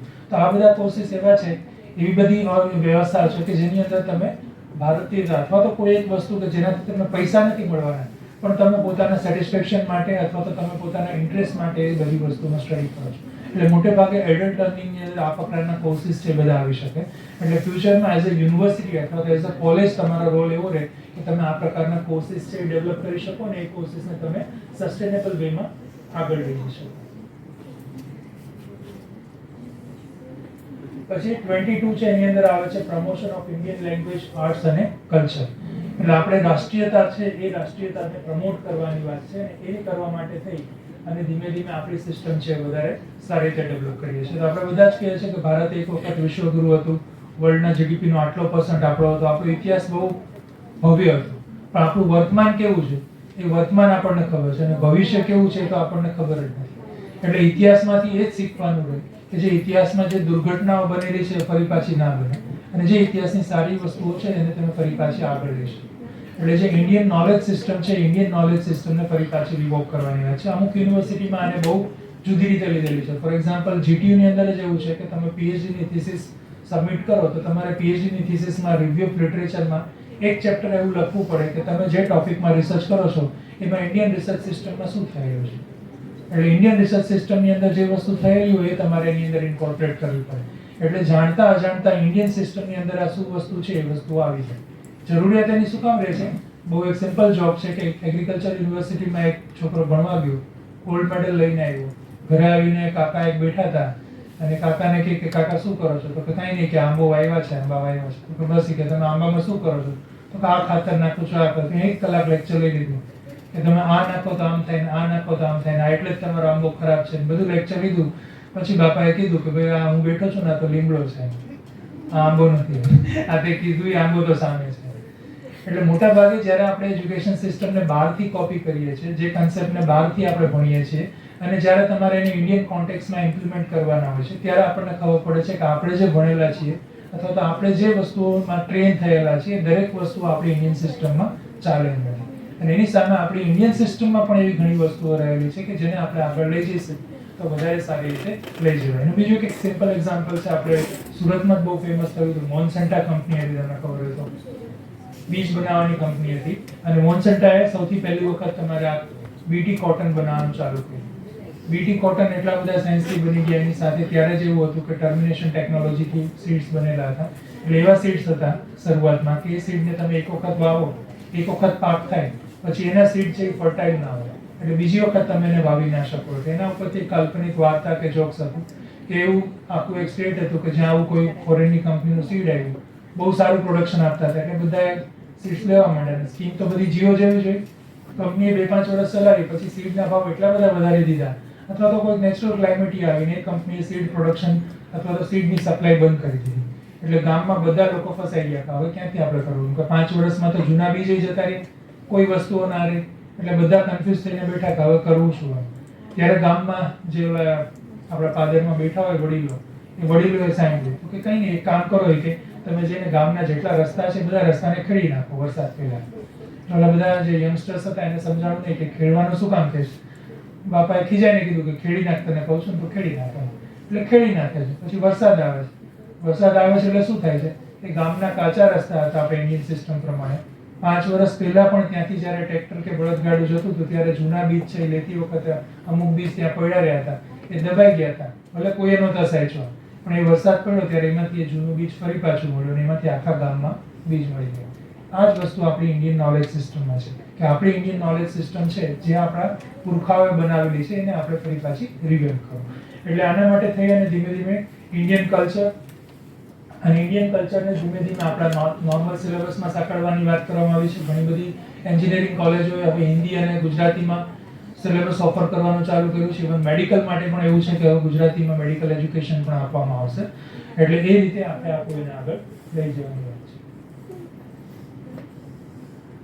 પછી લાસ્ટની નજીક આવે છે 23 ક્લોઝ છે ટેકનોલોજી યુઝ અને ઇન્ટિગ્રેશન છે. ટેકનોલોજી યુઝ અને ઇન્ટિગ્રેશનમાં બહુ કહેવાની જરૂર નથી કેમ કે તમે બધા ટેકનોલોજીના જ માણસો છો. આપણે શરૂઆતમાં વાત કરી એની જેમ કે એજ્યુકેશન સિસ્ટમ છે આખી એને બ્લેન્ડેડ ફોર્મમાં કન્વર્ટ કરવી હોય તો તમારે ડિજિટલ લર્નિંગને તમારે સાથે લઈ આવવું પડે અને તમારે જે પણ કોર્સિસ અથવા જે પણ વસ્તુઓ છે એ બધી મલ્ટીડિસિપ્લિનરી. આની સાથે અત્યારે જે ડેવલપમેન્ટ જે વધારે થાય છે સાયન્સ અને ટેકનોલોજી જે ઓછા વપરાયેલા ક્ષેત્ર છે એની અંદર એક આવે છે એઆઈ. એઆઈ એટલે આર્ટિફિશિયલ ઇન્ટેલિજન્સ. જોતા આપણને એમ લાગે કે આ કોઈ કોમ્પ્યુટરનો સબ્જેક્ટ છે કે જેને આપણી યારે કાંઈ લેવા દેવા નથી, પણ એઆઈ નું મહત્વ એટલા માટે છે એઝ અ કોમર્સના સ્ટુડન્ટ તરીકે પણ તમે જો જોવા જાઓ તો આપણે પહેલા શું કરતા, ફીડબેક લેતા. પહેલા જે સારો સ્ટોર હોય એ પર્સનલી તમારી સાથે વાત કરે, ઓછા ગ્રાહકો આવતા અને પૂછે કેવું લાગ્યું. એ જે ફીડબેક આપે એની ઉપરથી એક માણસ જાતે નક્કી કરે ને પોતે સેલ્ફ ડેવલપમેન્ટ કરતો. એવી રીતે નાના નાના બિઝનેસ ચાલતા. ધીમે ધીમે ઓર્ગેનાઇઝેશન મોટા થતા ગયા, કોર્પોરેટ કલ્ચરમાં ગયા. એટલે શું થયું, હવે તમે કોઈ બી જગ્યાએ જાઓ, ડેકેથોન છે ત્યાં તમે જાઓ તો કાઉન્ટર ઉપર પૈસાની બાજુમાં કાઉન્ટરની સાથે બટન હોય એટલે તમારે ફીડબેક દેવાનું, ગુડ, બેટર, બેસ્ટ જે પણ હોય. એટલે ફીડબેક એ લોકો એક્સેસ કરે અને ફીડબેક પ્રમાણે છે. માનો કે અત્યારે જ તમારો ફીડબેક હું લેવાનું કરું પેપર ઉપર તો શું થાય, ફીડબેક મોર ઓર લેસ સારો જ આવે. શું કામ સારો આવે તો બધાને આપની શરમ નડે કે વીસી સાહેબે બોલાવ્યા અને સાહેબ આટલી વાર ઉભા રહે એટલે આમાં ક્યાંક ખરાબ લખવાનું, સિવાય કે બહુ ખરાબ કંઈ એવું હોય. એટલે ફીડબેક છે મોટે ભાગે સાચા ના હોય, ફીડબેક હંમેશા ખોટા. ફીડબેક સાચો મને ખબર હોય કે જ્યારે હું બોલતો હોઉં ત્યારે મેં બધાના મોઢા જોયા. મને ખબર હોય કે આ ક્લાસમાંથી કેટલા જણા ખરેખર આ ક્લાસમાં છે, કેટલા જણા ક્લાસની બહાર છે. એ મને કેમ ખબર પડે, મને તમારા ફેસ જોઈને ખબર પડે, બરાબર. અને એ ફેસને જાણવાની સમજવાની બુદ્ધિ આપણામાં છે. અને એઆઈ ની અંદર શું કરે છે કે આ જ વસ્તુ જેને જેસ્ચર કહેવામાં આવે એ જેસ્ચરને એ લોકો કોમ્પ્યુટરમાં કેપ્ચર કરે. અને હવે ફોરેનની અંદર ધીમે ધીમે એવા ફીડબેક આવે છે કે માનો કે તમે કોઈ મોલમાં જાઓ છો અને મોલમાં તમે બધી જગ્યાએ ફરો છો, કોઈ વસ્તુ હાથમાં લઈને મૂકો છો ત્યારે તમારા સીસીટીવી કેમેરામાં રેકોર્ડિંગ થાય.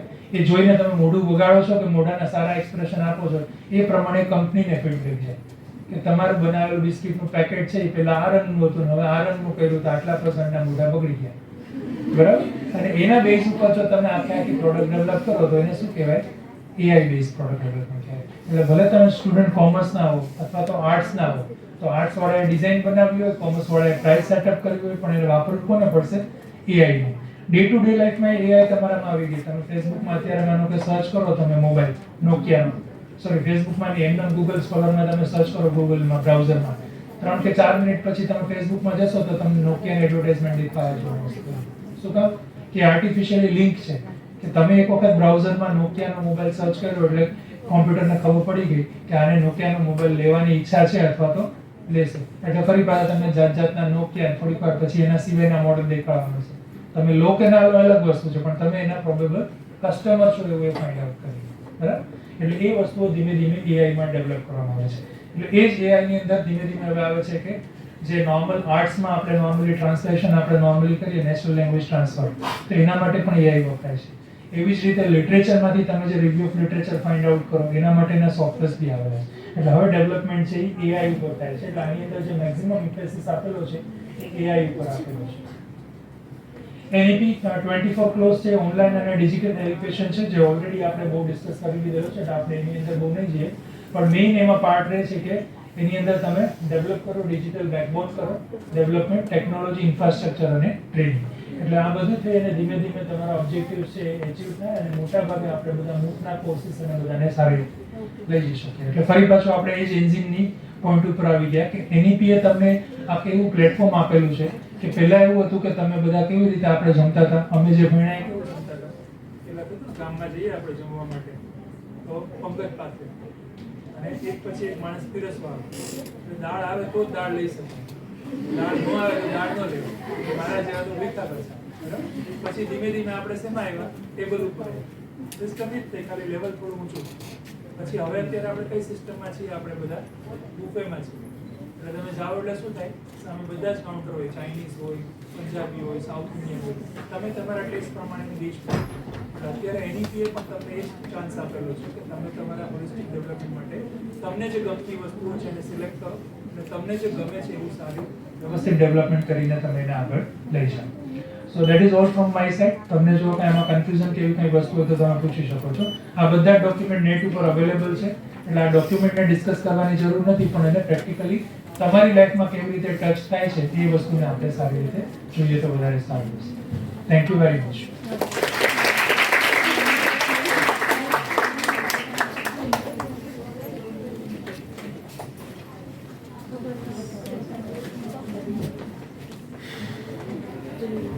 Thank you so much sir. તમે આટલું ડિટેલમાં નેશનલ એજ્યુકેશન પોલિસી કઈ રીતે અમારા ડે ટુ ડે લાઈફમાં યુઝફુલ થઈ શકે તેના વિશે અમને માહિતી આપી.